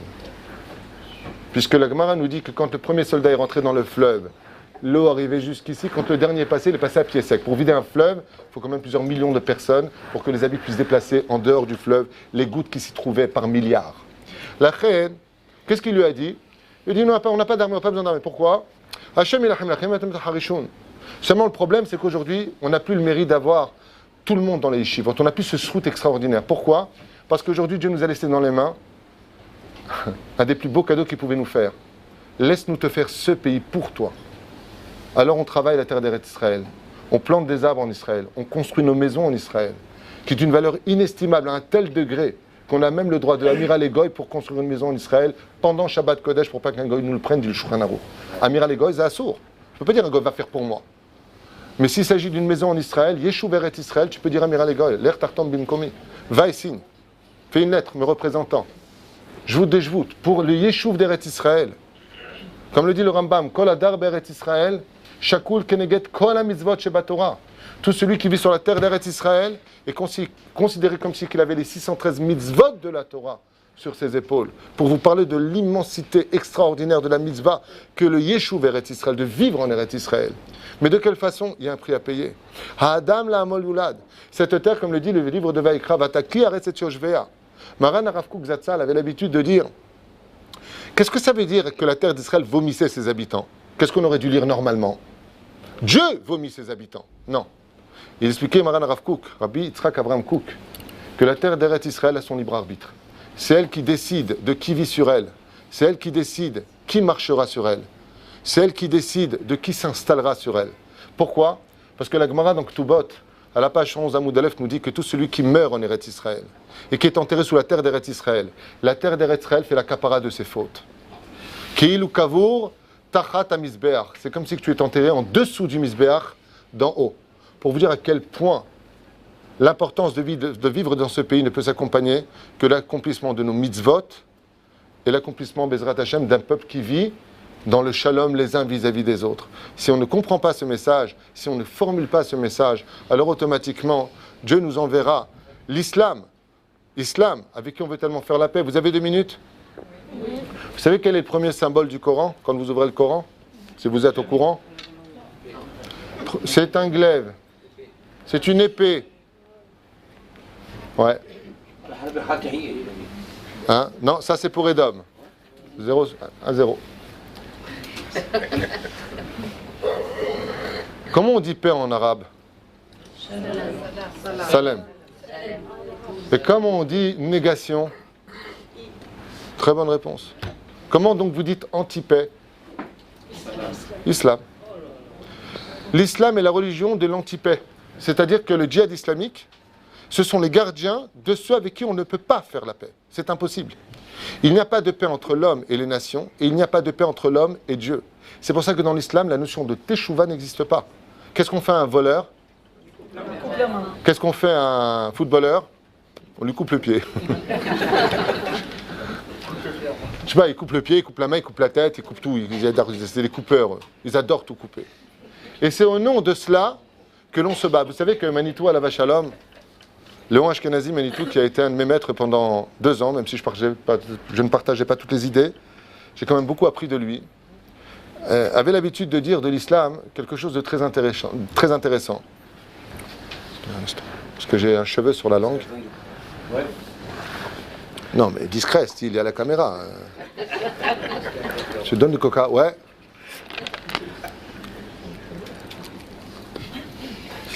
Il avait l'habitude de dire, Manitou, l'islam, c'est par excellence la religion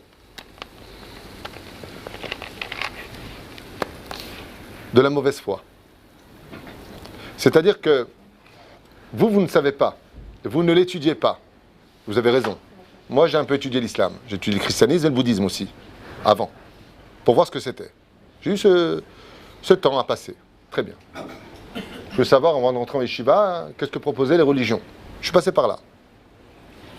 Et je me suis rendu compte que, en fin de compte, aujourd'hui, l'islam est le symbole par excellence que les Arabes utilisent au nom de Allah pour conquérir notre terre. Donc au nom de Dieu. Seulement ils ont fini leurs 13 siècles en Israël. Donc pour quelles conditions ils pourraient venir nous dire à nous que nous sommes moins valeureux qu'eux et moins méritants de la terre d'Israël, je vous rappellerai 2 événements qui eurent lieu.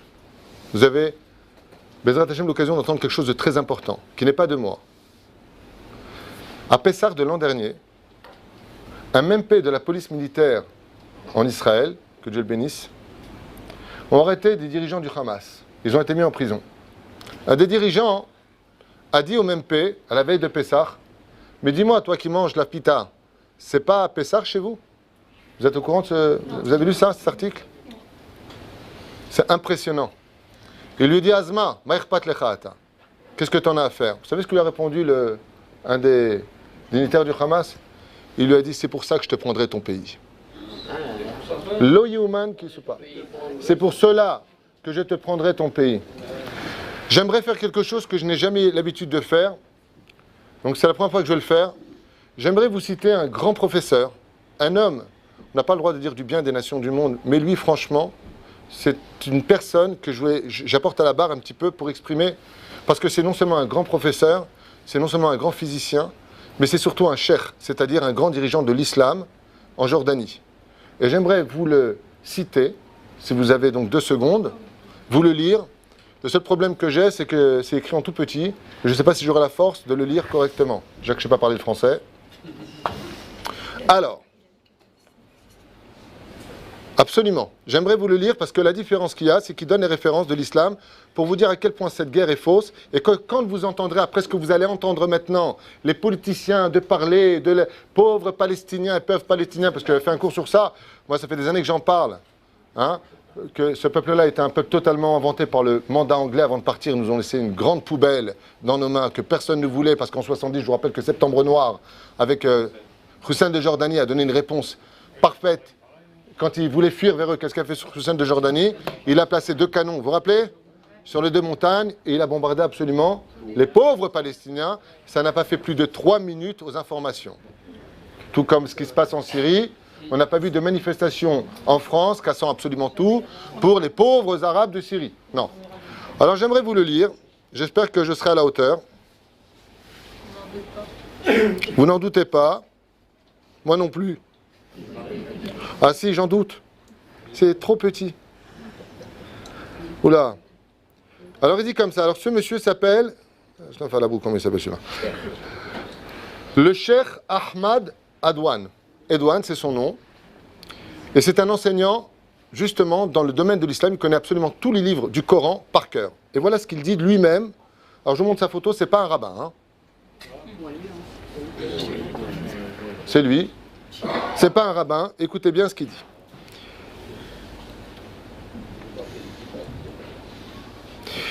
Qu'est-ce qu'il dit ici? Qu'il n'y a pas une telle chose comme la Palestine dans le Coran. Il n'y a jamais eu de peuple palestinien.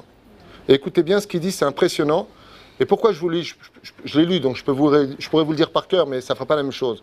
C'est parce qu'à chaque phrase, il donne la référence du Coran, pour que vous soyez au courant. Allah a assigné la terre sainte aux enfants d'Israël jusqu'au jour du jugement. C'est marqué dans le Coran. Sourate 5. La sourate de la table, verset 21. C'est ce qu'il va faire à chaque fois.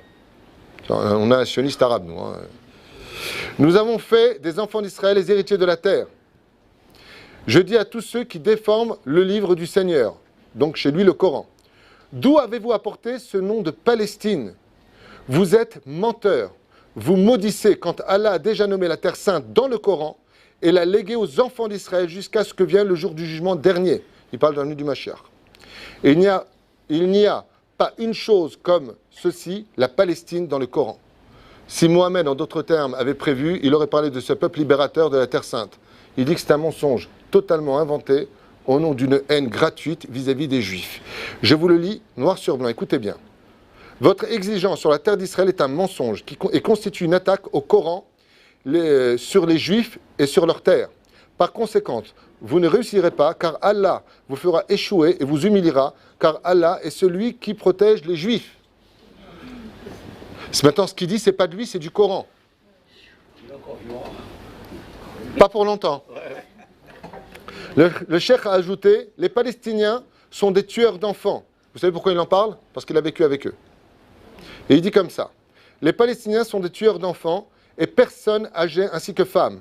Ils attaquent les Juifs et utilisent leurs enfants, personnes âgées et femmes, comme boucliers humains et se cachent derrière eux, sans pitié, comme si que leurs enfants n'étaient pas leurs propres enfants, afin de dire à l'opinion publique que les Juifs se destinaient à les tuer. C'est exactement ce que j'ai vu de mes propres yeux, dit-il ici, dans les années déjà 1970, alors que je sortais Septembre Noir, il en parle, d'accord ? Comme ils ont attaqué l'armée jordanienne, vous savez qu'ils ont eu des problèmes avec l'armée jordanienne, qui les abritait et les protégeait. Au lieu de les remercier, oh mince, oula, qu'est-ce que j'ai fait là ? J'appuie sur, il ne faut pas appuyer trop sur ce genre d'appareil, très dangereux. Donc, qui les abritait et les protégeait, au lieu de les remercier, ils ont tout simplement amené leurs enfants à l'avant et face à l'armée jordanienne afin de faire croire, quelle phrase ? Oui, au monde que l'armée tuait leurs propres enfants. En d'autres termes, au lieu de remercier les Jordaniens, en guise de remerciement, ils essayaient, une fois de plus, de prendre... Exactement. C'est leur habitude et leur coutume, leur méchanceté. Ils ont des cœurs de pierre à l'égard de leurs propres enfants et mentent à l'opinion publique constamment afin d'obtenir uniquement leur soutien. Et ils y arrivent très bien. Vous savez pourquoi je vous lis ça ? C'est pas pour vous parce que vous avez des têtes de tzadikim. C'est parce qu'il y a encore plein de juifs qui aujourd'hui disent « Mais enfin bon, les mains d'Israël sont pleines de sang ». C'est faux et archi faux. Et j'aimerais revenir sur ce sujet-là en approfondissant dans le domaine hystérico-politique et surtout à travers le biais de la Torah, un événement que les gens ont oublié dans l'histoire. Mais juste après. Et il ajoute comme ça, la raison de mon ouverture à l'égard du peuple juif vient de mes connaissances sur leur souveraineté, sur leur terre et ma croyance dans le Coran, dit-il, qui nous le dit et le souligne comme déjà mentionné dans de nombreux versets du Coran, comme par exemple sa parole, nous avons fait des enfants d'Israël les héritiers de la terre d'Israël. Sourate 26, la sourate des poètes, verset 59, ou encore, ô peuple, comme c'est-à-dire vous les enfants d'Israël, entrez dans la terre sainte qu'Allah vous a attribuée, sourate 5, on est dans le Coran, sourate 5, d'accord ? La sourate de la table, verset 21, et beaucoup d'autres choses encore marquées dans le Coran qui affirment que le peuple d'Israël est le peuple de Dieu et qu'il leur a donné cette terre d'Eretz Israël. Bon, vous verrez la suite, ceux qui veulent le site, je leur donnerai après, on ne va pas perdre de temps avec ça. C'est juste pour vous dire une chose essentielle, c'est que quand ils viennent se battre au nom de Dieu, de quel Dieu ils parlent ? De quel Allah ils parlent ? Ils ne parlent pas de leur Allah à eux, puisque leur Allah à eux marque dans le Coran explicitement que c'est notre terre. Alors qu'est-ce que veut Hachem ? Les Chachamim nous disent qu'Akadosh Baruch Hu, quand il veut dire quelque chose que les enfants d'Israël ne comprennent pas, il exprime par la parole des goïms. Je traduis ce que ça veut dire. Quand tu es à Paris, qu'on te dit « sale juif, retourne dans ton pays », ça veut dire qu'Akadosh Baruch Hu est en train de te dire « quitte la punition qui te salit, retourne dans ton pays ». À la limite, un arabe qui te dit « sale juif », c'est un arabe orthodoxe. Pourquoi ? Parce qu'il te déteste, il est normal. Si tu as un arabe qui te dit « je t'aime », c'est très dangereux. C'est très dangereux, parce que c'est pas normal. S'il t'appelle frère, c'est qu'il te croit pour un arabe. Hein. Alors, je te dis ça parce que j'ai un copain qui est parti là-bas, il a un peu une tête de beurre, il lui dit « ça va frérot ?» Il est passé entre eux. La reine Vissiata d'Ishmaïa, j'aimerais vous ouvrir les yeux vers une dimension ignorée de l'étude, et qui malheureusement est tellement vraie. Et c'est tout un honneur de Tzahal. Pendant 2000 ans d'histoire, 2000 ans, alors que nous étions des juifs, accoudés à la table de nos sages, vivant dans des communautés séparées à quelques dizaines, centaines, voire milliers de kilomètres les uns des autres.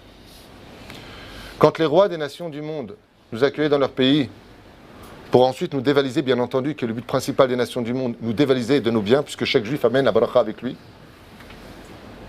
on avait du mal à défendre le pourquoi de notre existence. Car les juifs ont 3 missions sur terre. Un juif se divise en 3 dimensions. La première dimension est marquée dans la 14e Mishnah du premier chapitre de Masechet Avot au nom de Hillel Hazaken qui dit « Imen alili mili » Si je ne suis pas pour moi, qui le sera ? Tu as intérêt à te battre pour toi et de faire de tes mitzvot les héritiers de ton monde futur. Comme c'est marqué dans la paracha de Noach. Et les toldot Noach, Noach. Voici les enfants de Noach, Noach. Mais non, Shem, Cham et Yafet, non. Les vrais enfants d'un homme qui le défendront devant le trône divin, c'est ses mitzvot. La reine, premier shlav d'un juif, d'abord, pense à toi. Construis-toi pour construire les autres dans ton judaïsme. Si tu veux ramener les autres à la Torah, Fais pas, comment ça va? Baruch Hashem. T'as pas un assa? La panim. T'as pas 100 balles? Le mec, tu es comme ça, tu veux être religieux? Non, non, non, non. Sight to the night fever. Je suis très bien. Laisse-moi kiffer, moi je suis plus heureux que toi. Tu veux être un exemple dans la Torah? Comment ça va, Baruch Hashem, je t'abarre chez mon laad, ma koritra. Sois normal, sois souriant. Arrête de te tromper de tchabéaf, tout le temps comme vous êtes triste. Sois sympathique, montre que la Torah c'est une lumière et les gens viendront tout seuls. Si tu montres à un mec qui vient de boîte de nuit dans l'obscurité, descendant les marches, qui emmène vers le bas, et qui vient te voir chez toi, plein de lumière, tout le temps souriant, tout le temps agréable, tu peux être certain qu'il sera intéressé par ton monde. Mais si à chaque fois que lui vient de là-bas, avec sa bière et sa gonzesse, et que toi de ton côté, tu es tout le temps lugubre comme un légume, le mec il n'a pas envie d'être dans ton jardin. C'est évident. La reine, sois sympathique. Baruch Hashem, comme dit Rabbi Nachman de Breslev, toutes les mitzvot se trouvent dans le sourire. Techayak lachaim. Comment ça va? À la panim. Tu peux le dire, ça ne changera rien. T'es énervé, tu veux tuer l'autre, tu lui dis tout simplement, je vais te tuer. T'es pas obligé d'être triste tout le temps, t'es pas obligé d'être énervé. La reine Bisiata d'Ishmaïa, premier degré du juif, d'abord, construis-toi. Imen anili mili. Quand? Deuxième degré du juif, qu'est-ce que tu as fait pour la Torah?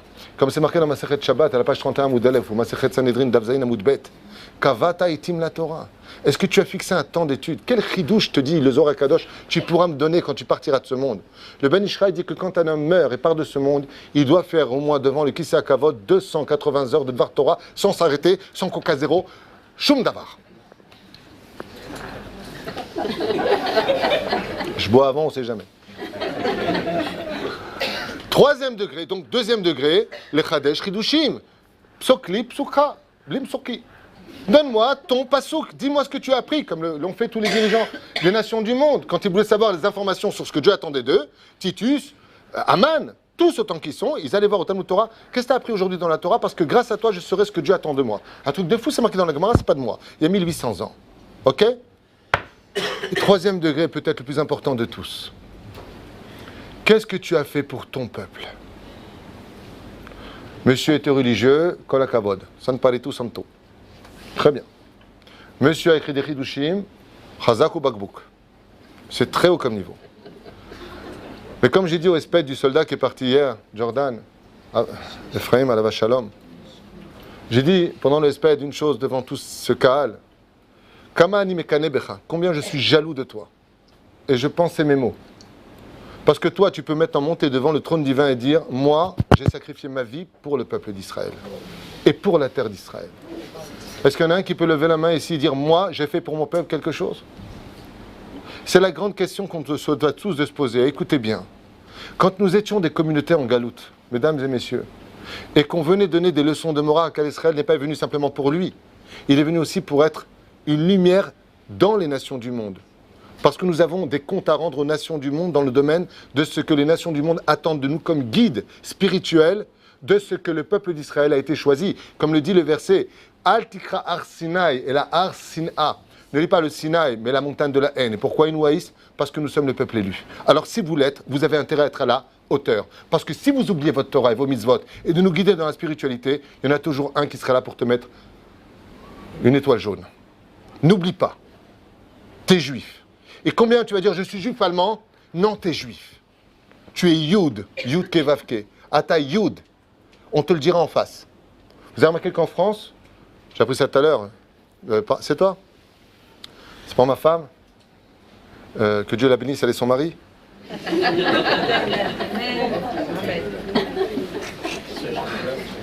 Bon, et la belle-mère aussi, allez, ça va.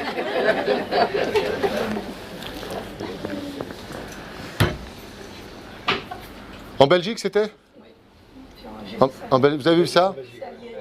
Oui, mais vous n'êtes pas ma femme. Alors, à Liège, il y a marqué entrée interdite aux chiens, mais pas aux juifs. Non, non, non, non, non, non. Non, non, non, je parle pas de ça. Je parle d'autre chose. C'était pas à Liège. C'était à côté de Fumé. On est autorisé aux chiens et pas aux juifs. C'est ce qu'elle m'a lu tout à l'heure. Donc, autorisé aux chiens, pas aux juifs, on l'a vu, c'est pas encore, vous savez où? pendant la Deuxième Guerre mondiale. C'était marqué quand tu rentrais dans les jardins. Dans l'histoire. On n'avait pas. L'histoire est en train de se répéter. L'histoire est en train de se répéter. Écoutez bien, c'est très important ce que vous allez entendre maintenant. C'est un chidouche qui n'est pas enseigné souvent. Les Chachamim nous ont dit, malheureusement, pendant ces 2000 ans de galoute parmi les nations du monde, quand les dirigeants des nations nous disaient à chaque fois, mais quelle leçon de morale vous pouvez nous donner, vous? Est-ce que vous avez un État? Est-ce que vous avez une armée? Est-ce que vous avez une police? Est-ce que vous avez une politique? Le jour où, comme c'est marqué dans vos livres,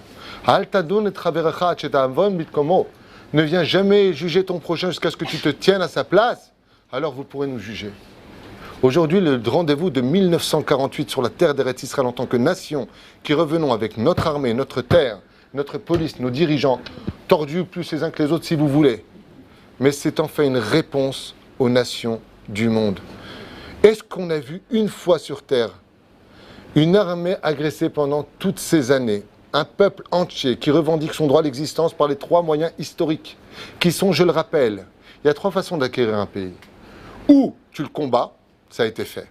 Ou tu l'achètes, ça a été fait par Rothschild et le comte de Montefiore, je vous le rappelle. Ou alors, tout simplement, nouveau paradoxe de l'histoire, l'ONU, qui reconnaissent un droit d'existence dans un endroit, c'est une loi donc internationale. On a eu les 3, pourquoi tu nous les discutes? Pourquoi tu nous discutes notre existence en tant que peuple, alors que dans cette Bible sur laquelle tu dis « Je jure de dire toute la vérité, rien que la vérité », il est marqué noir sur blanc que dans le contrat du monde, la terre d'Israël appartient au peuple juif. Tu prends n'importe quel goy, tu lui dis « Dis-moi, c'est quoi le pays des Juifs ?» Il te le dira instantanément. Israël? Alors qu'est-ce que tu fais dans tes médias? Qu'est-ce que tu fais dans ta politique? À quoi tu joues? À la mauvaise foi. C'est pour ça que je vous ai lu le cheikh. Parce que eux, au nom de l'islam, ils ne savent pas ce que lui, il sait. C'est marqué noir sur blanc que c'est à nous. Alors qu'est-ce que vous voulez? Ou plutôt, MF, c'est ce qu'avait dit Manitou. Ou plutôt, qu'est-ce que Dieu attend de nous? Je vous enlèverai ces animaux nuisibles. Qui les enlèvera? Mais dans quelles conditions? Et voici qu'après 2000 ans, nous sommes une réponse enfin aux oreilles des nations du monde. Nous sommes l'exemple de toute la morale, de toutes les armées. Vous avez déjà vu qu'avant de bombarder, on envoie en parachute des tracts avec des sucettes, glad kasher, badat, donc dégueulasse. Non, moi, c'est une blague, hein, c'est pas tout le temps dégueu. Non, moi, tu me donnes tous les houmous, tu me donnes un badat, je te dis c'est celui-là. Placo palate. Vous savez pourquoi? Pour pas qu'on profite de ce monde. Pour ne pas profiter de ce monde. Non, le vadaï que c'est notre nourriture. Ah bah, ce que je veux dire par là, c'est que d'envoyer des sucettes. Allez, va qu'on les envoie chez nous, les sucettes. Allez, va qu'on les envoie chez nous. Et là-bas, c'est ce qui est marqué. Nous allons bombarder exactement à 14h. Telle maison, telle adresse. Veuillez, s'il vous plaît, vous éloigner au moins à 350 mètres. Ce qui fait que nos ennemis savent exactement quel lieu va être attaqué, de quelle heure à quelle heure, et ça coûte la vie à nos soldats. Parce qu'eux ont le temps de se préparer et de nous attendre. Est-ce qu'une nation au monde peut se donner le titre de morale plus que nous? Et c'est ce qu'on nous discute. C'est pour cela que dans la paracha que nous venons de passer avant les événements de la guerre, quand Bilam vient pour maudire le peuple d'Israël et qu'il le traduit dans la bénédiction, qu'est-ce qu'il dit? Am levada dishkon ou bagoim lo itrashav. Au lieu de se poser la question, qu'est-ce que vont dire, comment il s'appelle l'autre? Finlande, Irlande, Hollande.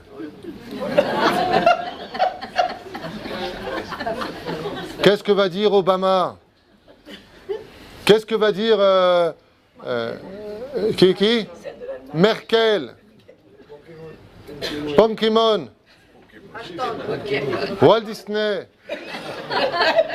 Au lieu de te poser les questions de qu'est-ce que vont dire les nations du monde, on est apprécié que quand on est mort. Vous l'avez pas compris, Goldemir l'avait dit. Au lieu de t'inquiéter, comme on l'a entendu de la bouche des journalistes gauchistes qui sont venus justement sur I24, oser parler. Comme ils ont parlé, ils étaient en train de dire avec leurs mots à eux, en fin de compte, vous préférez que eux vivent sur le dos de nos morts à nous? Où est notre légitimité? Quand eux, ils envoient des missiles, est-ce qu'ils visent des soldats ou des civils? Ce qu'ils veulent, eux, c'est tout simplement tuer les juifs.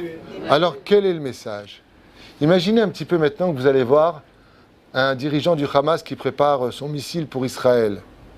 Et vous lui disiez la chose suivante. Bon, alors, tu veux tuer des kippas noirs, des kippotes rougottes, des sans kippotes, des kippotes blanches, aujourd'hui des kippotes roses. Tu veux tuer qui? Vous savez ce qu'il va vous dire l'arabe? Hein? Du juif! Je comprends pas ce que ça veut dire, moi, ton histoire de Tel Aviv ou Bnei Brak. C'est juif, je veux tuer. Quel est le message pour nous? Où elle est notre ardoute? Où elle est la ardoute? De la bouche des nations du monde, il n'y a plus de prophète, viendra nos défauts. C'est-à-dire que quand tu vas voir un arabe et tu dis, bon, lequel juif tu veux tuer? Normalement, il devrait te dire quoi? Les sionistes. Mais pas du tout. Les gauchistes se trouvent, sans faire de la shonara, chazve shalom, dans des endroits précis qui sont aussi cherchés et bombardés. Parce que pour eux, que tu sois pro-palestinien, anti-israélien ou le contraire, t'es juif, tu meurs. Vous comprenez le message? Donc qu'est-ce qui nous manque en Israël? La hardout. Je connaissais deux voisins. Ils ne pouvaient pas se voir. Gog et Magog. C'est pas leur nom, hein. Mais quand ils se voyaient, c'était la même chose sur le palier. Depuis que les sirènes retentissent, c'est beau caparabo. Viens, je te prends ton fils. Attends, je l'emmène. Attends, je t'amène du lait. Attends, vite, on descend. Est-ce que tu veux que je t'aide? Pourquoi il faut que les sirènes nous réunissent? Pourquoi est-ce qu'on a besoin de bombes pour comprendre qu'on est un peuple? Pourquoi est-ce qu'on a besoin aujourd'hui de vider nos plages parce qu'on a peur? Alors qu'il y a pire que les bombes que l'on reçoit. Comme le dit la Gemara, les mois qui vont précéder, vous savez c'est quoi qui arrive là en ce moment? Vous avez le mois du lion et le mois de la Vierge. La Gemara nous dit, pourquoi ces deux mois se suivent? Elul et Tishrei. Vous savez pourquoi? Parce que les Chachamim nous disent, mieux vaut être poursuivi par un lion que d'être derrière une Vierge. À Kavana, il y a deux sortes de bombes dans ce monde. Il y a celle qui peut te prendre ton corps, mais qui t'emmène au monde futur parce que tu es mort de Kiddush Hashem. Et il y a la bombe physique qui se promène et qui t'emmène tes yeux vers Velotatoua, Harel Vafrem Achrainechem et Sheratem Zonim Acharehem. Valze Nehemar En Lo Chelek Lolamaba. Maseret Brachot. Il y a deux sortes de bombes. Pourquoi faut qu'on en arrive là? C'est le message de notre politique. Malheureusement, aujourd'hui, il n'y en a pas un qui est capable de dire aux enfants d'Israël, à la télévision, Tfaddal, Habibi, tu veux que je te dise ce qui ne va pas? On a essayé depuis 1948 la droite, on s'est complètement gouré. Normalement, l'idéologie de la droite politique aurait voulu que la droite politique accompagne un sionisme dit religieux. Ceux qui nous ont cassé les pieds depuis le Kamam Dina, c'est tous les mecs de la droite. Tous les mecs de la gauche ne nous ont jamais cassé les pieds dans les chivot. Vous avez remarqué ça? C'est pas de la Emouna ce que je vous donne. Étudiez l'histoire. Que ce soit Shimon Peres, que ce soit Yitzhak Rabin, on n'a jamais eu de problème avec eux dans le monde des yeshivot. Un truc de fou. Rabbi Shimon Bar Yochai dit, essayez la tchouva. Peut-être que c'est une réponse qui est valable. Peut-être qu'on devrait essayer. La teshuva Behemet, on le voit. Quelqu'un m'a écrit encore un verset tout à l'heure. Est-ce que c'est vrai que le 5774e verset de la Torah, c'est vous montrez en Israël, parce que vous serez dépouillés. Je dis, mais qu'est-ce qu'on en a à faire de ce verset? T'as pas des yeux pour voir? Le 5774e verset de la Torah nous dit Aster astir panai, je détournerai ma face de vous. Voilà ce que dit ce verset-là. Il ne dit pas tu quitteras ta terre, j'ai vérifié tout à l'heure. Il ne dit pas tu quitteras la terre parce qu'ils vont te dépouiller. Ça, tu n'as pas besoin, tu regardes juste par ta fenêtre. Tu regardes par ta fenêtre en France, en Hollande, en Suède, dans tous les pays que vous voulez. Là-bas, ils te le disent. Edbah al-Yud. Malheur aux Juifs. Massacre des Juifs. Qu'est-ce que tu es en train de dire? Attends, dans la Torah 2 secondes. Qu'est-ce qu'il y a marqué? Regarde. Et là, asot lachem et ferou toratecha. Juif de Galout, réveille-toi. Parce que ici, on a les politiciens, les journalistes pour nous pourrir la vie. Et là, ce que je veux dire n'est pas très joli, mais je suis désolé. Il y a pikuach nefesh. Et nos chers frères, dans leur synagogue, nos chers dirigeants spirituels, comme on me l'a envoyé hier, hein, c'est pour ça que je suis un petit peu remonté, je vous l'avoue. On m'a envoyé une vidéo après les événements qui sont passés. Les rabbins qui calment la situation, tout va bien. Non, ça va pas. Vous êtes fous, quoi. Ça va pas. Envoyez vers Israël. Qu'est-ce que vous êtes en train de faire? Tout à fait, nous devons remercier la police. Nous avons créé notre petite Jérusalem. Mais ça va pas, non? Ne rentrez pas là-dedans. J'ai reçu, on me les a envoyés de Paris, j'en ai reçu 4. De plusieurs endroits différents où on entend les discours. Il y en a même un de France qui m'a dit, Rav Tuitou, écoutez, dites-moi ce que vous en pensez. Je lui ai dit, c'est la réincarnation d'un des Meraglim, c'est Batouar. Selon le Midrash Chassidim, Zelo Yehuman, qu'est-ce que vous êtes en train de faire de nos frères? Alors on m'a dit, oui, mais si on vient en Israël, qu'est-ce qu'on va faire? Alors moi j'ai répondu une chose, c'est pas vrai. Il y a du travail, c'est vrai, il n'y a pas de travailleurs. J'aimerais juste vous dire une chose. Mieux vaut être pauvre en Israël que mort riche en France. Faites attention. Parce que si vous lisez ce qu'il y a dans le Zohar, ainsi que dans les prophètes Amos, Ovadia, Chiecheskiel, tous les uns après les autres, de ce qui attend la fin du monde, l'endroit le plus sécurité de tous, c'est Eretz Israël.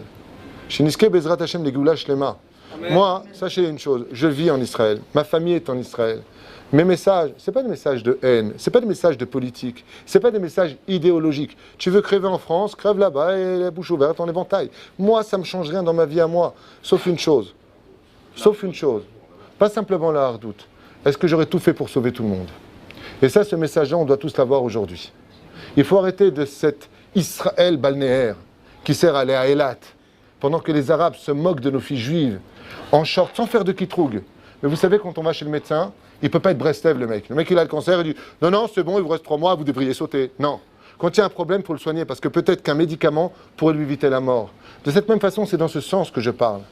Je dis ça parce que j'ai vu ça à Malcha. Des Arabes installés sur un banc, en train de se moquer de nos filles juives qui partaient en short. Vous comprenez ce qui se passe? Alors le côté sioniste du côté « Ouais, on est en Israël, c'est bon, je suis sur la terre, je suis quitte de toutes les mitzvot », c'est du sheker. Le fait de penser qu'on peut vivre sa Torah en dehors de la terre d'Eretz Israël, c'est du sheker. Il faut revenir sur notre terre, pratiquer Torah mitzvot et dire Hachem imloch l'olam vaed. Et je vous le rappellerai parce que vous le dites tous les matins. Ce que je viens de dire, c'est une phrase. Allez, vous allez compléter le verset. Vous êtes prêts? Pas vous, les dames. Oshienu Adonai Eloheinu vekabetzenu min hagoyim. Voilà toute la phrase du sionisme que vous dites quand vous redescendez dans le monde de la Yetzira. Oshienu Hachem Elokeinu, viens nous sauver Hachem pour nous ramener sur ta terre. Dans quel but? Lehodot le Shimcha. Remercier ton nom. Ça veut dire crier quoi? Haut et fort. Dieu est avec nous. La Gemara dans Sota, je finirai juste avec ça. Pour vous laisser. Non pas dans l'angoisse, mais dans le sourire de comprendre ce qui se passe. Comme c'est marqué, celui qui sait mettre son œil dans l'œil d'Akadosh Baruch Hu verra le retour de la Géoula dans le sourire et pas dans la peine. Il y a marqué, écoutez bien, dans Masechet Sota, la page 49, Amoud Bet. À l'époque du Messie, il se passera plein d'événements terribles, à un tel point que même les belles-mères et les belles-filles, comme on a parlé la dernière fois, seront en guerre. Tout sera extrêmement cher. On n'aura pas où aller. Bekitour, et ça finit avec une phrase, car nous n'aurons pas sur qui compter si ce n'est que En lanou leishan et la lavidou sheba shamaim, milieu de la page. Jusque-là, ça va, c'est très clair. Très bien. Les Parchanim sur cette Gemara posent une question bombe atomique, extraordinaire. Elle dit, mais pourquoi autant de malheur? Pourquoi est-ce qu'il y a les Beyoker? Pourquoi est-ce qu'on en arriverait à une telle situation où, je ne sais pas si vous avez lu la suite, il n'y aura plus d'armée, il n'y aura plus de police, il y a Galil, le Galil sera détruit. Oh, temps mort, prends un joint, cool, qu'est-ce qui t'arrive? Non, c'est quoi le message? Les Parchanim nous disent, tu sais, je vais t'expliquer une chose. À la fin des temps, on sera tellement fatigué de ces 2000 ans de galoute, parce que le peuple d'Israël est méritant, sachez-le. Je parle de ce côté-là pour qu'on change quelque chose dans cette histoire. Par exemple, apprendre à se taire dans une bête à Knesset quand on vient prier. Les gens, ils viennent à la synagogue, ça va Roger, ça va Pierre, alors le travail, attends, tu crées au bistrot, quoi. Tu sais pas que te parler dans une synagogue, Omer Azora Kadosh V'chen Alacha Lemaaseh En Lo Chelek Be'Elokei Israël. Apprenez-vous à vous taire dans une synagogue, puisque la Gemara dit celui qui parle dans une synagogue apporte la guerre jusqu'à dans sa ville. C'est marqué, jusqu'à dans la synagogue, exactement. Toutes les épidémies viennent du dibour. Le dibour vient du mot déver, c'est un sujet pour lui-même. Tais-toi quand tu rentres dans la synagogue. Be'ema ou be'ira, prends sur toi. Travaille tes midot. Comme il y a marqué à propos de Yona, quand vient le prophète, qu'est-ce qu'il dit à Kadosh Baruch Hu? J'ai vu leurs actions, pas leurs paroles. Changez quelque chose. Al tikra Rosh Hashanah et la Rosh Hashinouy. Le changement de ma vie. Alors, la Gemara pose une question très intéressante et Parchanim sur la Gemara. Et je vous laisserai vraiment avec ça parce qu'il faut garder ce goût dans la bouche. Il dit, mais pourquoi tous ces malheurs? Pour en rêver à dire quoi? Écoutez bien ce qui a marqué, c'est pas de moi. Les Parchanim, écoutez bien, ouvrez bien grand vos oreilles. Parce que si Dieu ne fait pas une dégraduation, qu'est-ce qui se passe? Vous aurez les ennemis des nations du monde contre vous. Qu'est-ce qu'on va dire si on n'a pas ça? Si on a un problème, on a les Américains. Non, c'est moi, il dit Hachem. Bon. Alors, En ben David Bach et Kaleh Protaminakis, Maseret Sanhedrin, le Mashiach ne viendra que quand il n'y aura plus d'argent. Pourquoi? Maximum, j'ai de l'argent. Non, plus d'argent. Ah, mince. Alors, je pourrais toujours compter sur le côté familial. Qu'est-ce que nous dit la Gemara là-bas? Tes pires ennemis sortiront de ta propre maison, de ta propre famille. Bah alors, sur qui je vais compter? Bekitsour, les Chachamim le dit à Kadosh, on enlèvera. Tac, tous les arguments que tu voudras prendre pour te reposer, Dieu te les enlèvera les uns après les autres. Pourquoi? Pour que tu dis à la fin quoi? Et là, on le dit, il n'y a que Dieu. En lanu leishaen. Et là, la vinu sheba shamayim. Alors, est-ce que c'est une fatalité? On m'a posé comme question une fois à propos de cette Gemara, je ne dis pas du tout. Si la Gemara te propose cette hiérarchie dégradante des souffrances du peuple d'Israël, c'est parce que tu peux l'éviter. Comment? En gardant tout et en disant alors dans ce cas-là, chers messieurs, dames, pourquoi est-ce qu'Akadosh Baruch Hu nous a fait tout ce merveilleux pays? Pourquoi est-ce que nous avons une armée aussi exemplaire que la nôtre? Baruch Hashem, que Dieu bénisse Tzahal. Pour la simple et bonne raison, c'est qu'on a le choix dans les mains de dire ou c'est leur fusil qui nous sauve, ou c'est Hachem qui nous sauve. C'est-à-dire que, si vous avez bien compris l'histoire de la création du monde et du combat entre l'arbre de la vie, du bien et du mal, c'est qu'on a le choix de dire c'est Dieu, ou le choix de dire ce sont nos armes. Quand le roi David est venu lutter contre Goliath, il est venu avec des pierres, 5 pierres, et au nom de Dieu. Goliath, il a eu les boules. Le duo, moi je suis basketteur, 4 mètres, 3 mètres 80. Colosse. Le soir, ce que dans Shmuel Aleph, on dit, il avait un casque, il avait une telle. Oui, alors ce que j'y fasse, moi. Ouais. Il dit quoi, vous m'envoyez un berger, vous n'avez pas honte? Donnez-moi un colosse, Mac Tyson, minimum. Non. T'as pas compris? La fronde là, chérie, c'est juste l'élément par lequel Dieu va se cacher. Mais moi, je viens au nom de Dieu. Vous savez ce qu'il a fait Goliath? Pipi sur lui. Il a dit mince. Alors en 1987, le 18 août, en Israël, il y a des gauchistes qui sont partis voir les Arabes.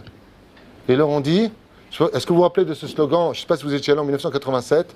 Il y avait à Djabel Moukaber, il y avait des slogans, c'était un arabe avec une fronde. Et il lançait une pierre sur Tzahal avec Allah ou Akbar. J'étais en Israël, je suis venu en 1987 en Israël. Ils ont pris quoi eux? L'arme de David. Et nous on a pris quoi? Mais c'est normal, il faut des armes, on n'a pas le droit de compter sur le miracle, sinon Allah faut réchet. Mais ce qu'on n'avait pas le droit de dire, c'est que nous sommes les plus forts. C'est lui qui est le plus fort. Hachem Tsevakot. C'est tout ce qu'il veut Hachem. Dites juste que c'est moi. Oshenu Hachem Elokeinu. Leodot Eshmecha. Juste remercier Hachem, de dire que c'est Dieu. Les Arabes le disent pour nous. Pourquoi est-ce qu'on n'entend pas une seule fois dans nos informations? Pourquoi est-ce qu'on a presque honte, excusez-moi de le dire, Une fois, vous avez parlé tout à l'heure d'Ehud Barak, j'étais mort de rire. À l'époque, il y avait un événement, et à la radio, c'était 95.5, j'étais en train de rouler comme ça, et je tombe sur cette radio, donc j'écoute, et il dit, eh ben, Ezrat Hachem, comment Shem Omrim? Pourquoi? Racham Omer, Mavodazot Lachem, Lachem Velolo. Pourquoi tu fais ça? T'as dit Bezrat Hachem, c'est l'aide de Bli Ainara. Sois content, Azma que tu dises Bezrat Hachem. Quand les Américains ils sont un problème, ils disent l'heure n'est pas à la parole mais à la prière. C'est pas honteux d'être religieux. C'est pas honteux d'être juif. C'est pas honteux d'être une fille d'Israël, d'être noire. Si tu te considères comme un caillou, alors sors nu. Parce que les cailloux, on marche dessus, après on les jette. Mais si tu es un diamant, alors couvre-toi. Parce que les diamants, c'est dans des coffres forts. On les couvre. Quand on va dans la bête à Knesset, nous les hommes, on a un tafkid. Où sont nos tzitziot katan? Où sont nos tzitzit? Où est notre fierté d'être juif? Comme le Gol de Vina à la Vachalom, qui avant de partir de ce monde, a pleuré. On dit, Boré, si tu pleures, on a les boules. Et toi, tu pleures, alors nous, on est foutus. Il a dit, non, je pleure parce que vous allez m'enlever mon tzitzit katan, qui m'a coûté 2 roubles. Mizvat Asedora est à 4 pas avec un tzitzit katan, c'est un ange blanc qui se crée. Et cet ange blanc peut sauver la vie. Dans le dernier Miftza, à Mouna Anan, il s'était passé un autre Miftza hors du commun. Même les Russes les ont mis. Vous êtes au courant? L'armée d'Israël ont demandé des milliers de tzitzit katan. Ils ont posé la question à 3 chilonim, sans kippa. Dire chilonim, parce que pour moi, un juif qui vit en Israël, il ne peut pas être chiloni, il est pas religieux, puisque c'est une mise à vivre ici. Même s'il ne veut pas, il l'est, le pauvre. Donc, il est obligé d'être religieux. Ils lui ont dit, mais pourquoi tu portes le tzitzit? Il a dit, je ne sais pas, mais je sais que ça me protège. Il y a quelque chose en moi qui me parle. Nous aussi, on a un devoir.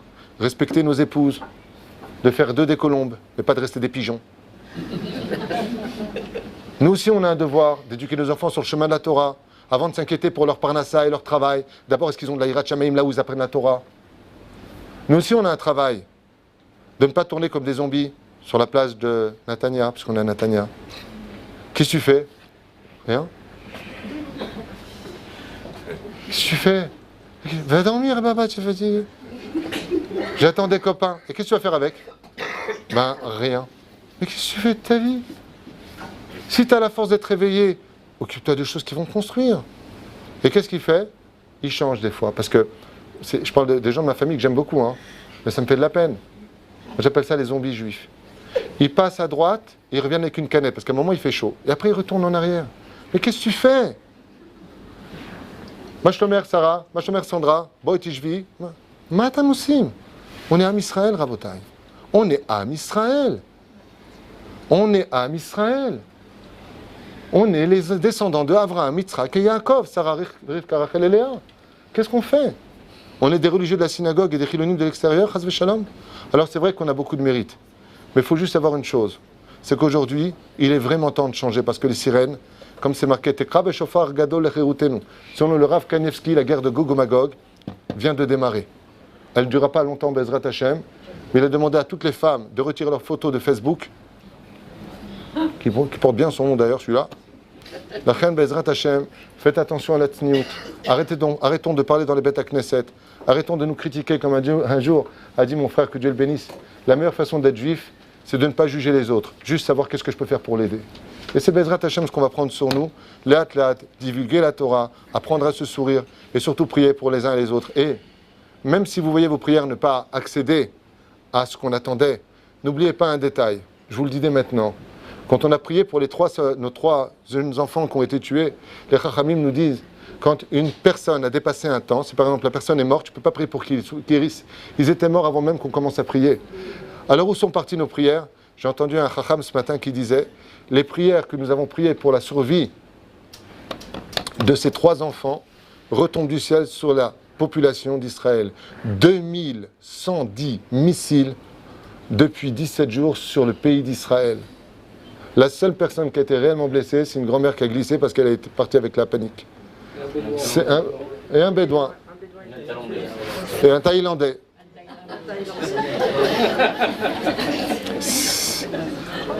C'est incompréhensible. À un tel point que Le Pen, il marche chez moi, c'est extraordinaire. C'est pas ce qu'il a dit, Le Pen. Alors écoute bien ce qu'il dit parce qu'il faut vraiment écouter les messages d'égoïsme. Écoutez bien. Le Pen dit comme ça, les Israéliens sont des menteurs, et je peux le prouver. Mais en plus, avec sa tête de... C'est filmé, vous avez attention. Hein. Il a dit c'est impossible. Comment on peut recevoir plus de 1000 missiles et ne pas avoir un seul mort? C'est donc qu'Israël invente. C'est-à-dire que la réponse à lui donner, c'est mais parce qu'on a Dieu avec nous. Nous, on a Dieu.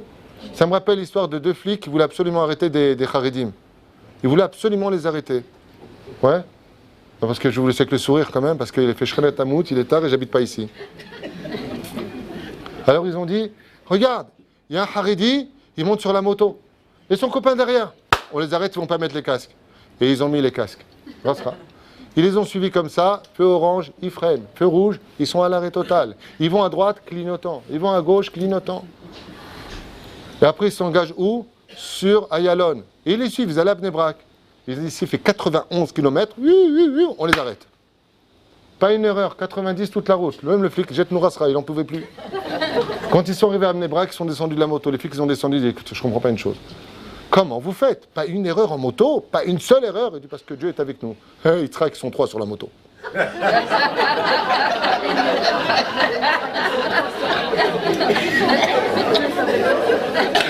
Ça, c'est un PV. 3 sur une moto, c'est un PV, leur a dit. Baruch Hashem, on a Hashem avec nous sur la moto du peuple d'Israël, l'histoire d'Israël. Akadosh Baruch Hu Shtabar Shemo Lahad, il est avec nous. Il faut juste une chose, ne pas avoir honte, Bezrat Hashem, de le proclamer, parce que c'est tout ce qu'il veut. C'est ce que dit la Gemara. Shelachem Kol Tuv Ve'erev Tov. Question. Attention, question, c'est dangereux, elle a des lunettes. Est-ce qu'il n'est pas possible d'envoyer ce CD, si vous avez en faire un, à Benjamin Netanyahu? Ah oui, c'est ce que je pense. Alors pour ça, il faudra vous intéresser au monsieur qui est près des toilettes là-bas. Deuxième question. Juste un instant. Deuxième question. On parle de Hardout, Fanny. Ouais.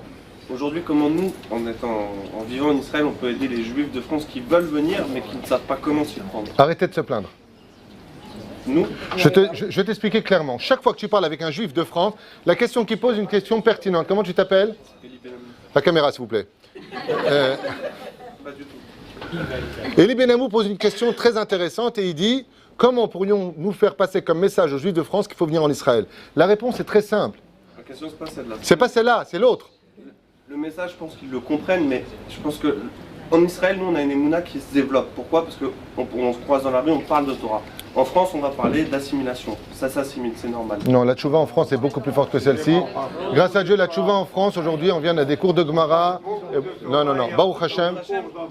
Mais moi, j'aimerais juste répondre à ce que j'avais compris à sa question. La première, c'est comment est-ce qu'on peut... Alors voilà, comment on peut les aider à venir? C'est tout simplement d'arrêter de se plaindre quand on est en Israël. Ça va pas, c'est dur, ça va pas, c'est dur. L'argument... Merci madame, vous êtes ma secrétaire aujourd'hui. Donc, l'argument, depuis 28 ans que je vis dans ce merveilleux pays d'Israël, chaque fois que je parle avec... Mais attendez, chaque fois que je suis avec quelqu'un en Israël, il a besoin de mon aide, il a besoin, il se plaint tout le temps. La réponse est très simple. Je vous l'ai déjà dit, c'est comme la tchouva. Tu veux que ta famille fasse tes chouvas? Montre-leur une qualité de religieux, que tu as travaillé tes méthodes de colère, que tu es sympathique, chlou, tunisien. Arrange-toi, fais quelque chose. Je peux lui répondre. Ah, tout à l'heure en privé, vous avez l'air énervé. Hein? En regardant la vidéo, ce qui s'est passé à Sartelle, ce qui s'est passé à la République. J'ai de la famille qui habite à Et Sartelle. ça va empirer. Vous avez raison. Qui vivra... Vous avez raison. À vous les studios. Dernière question. Calmez-le. Hein? Qu'est-ce que vous dites? Je lis pas sur les lèvres. Pourquoi les Lubavitch? Oui.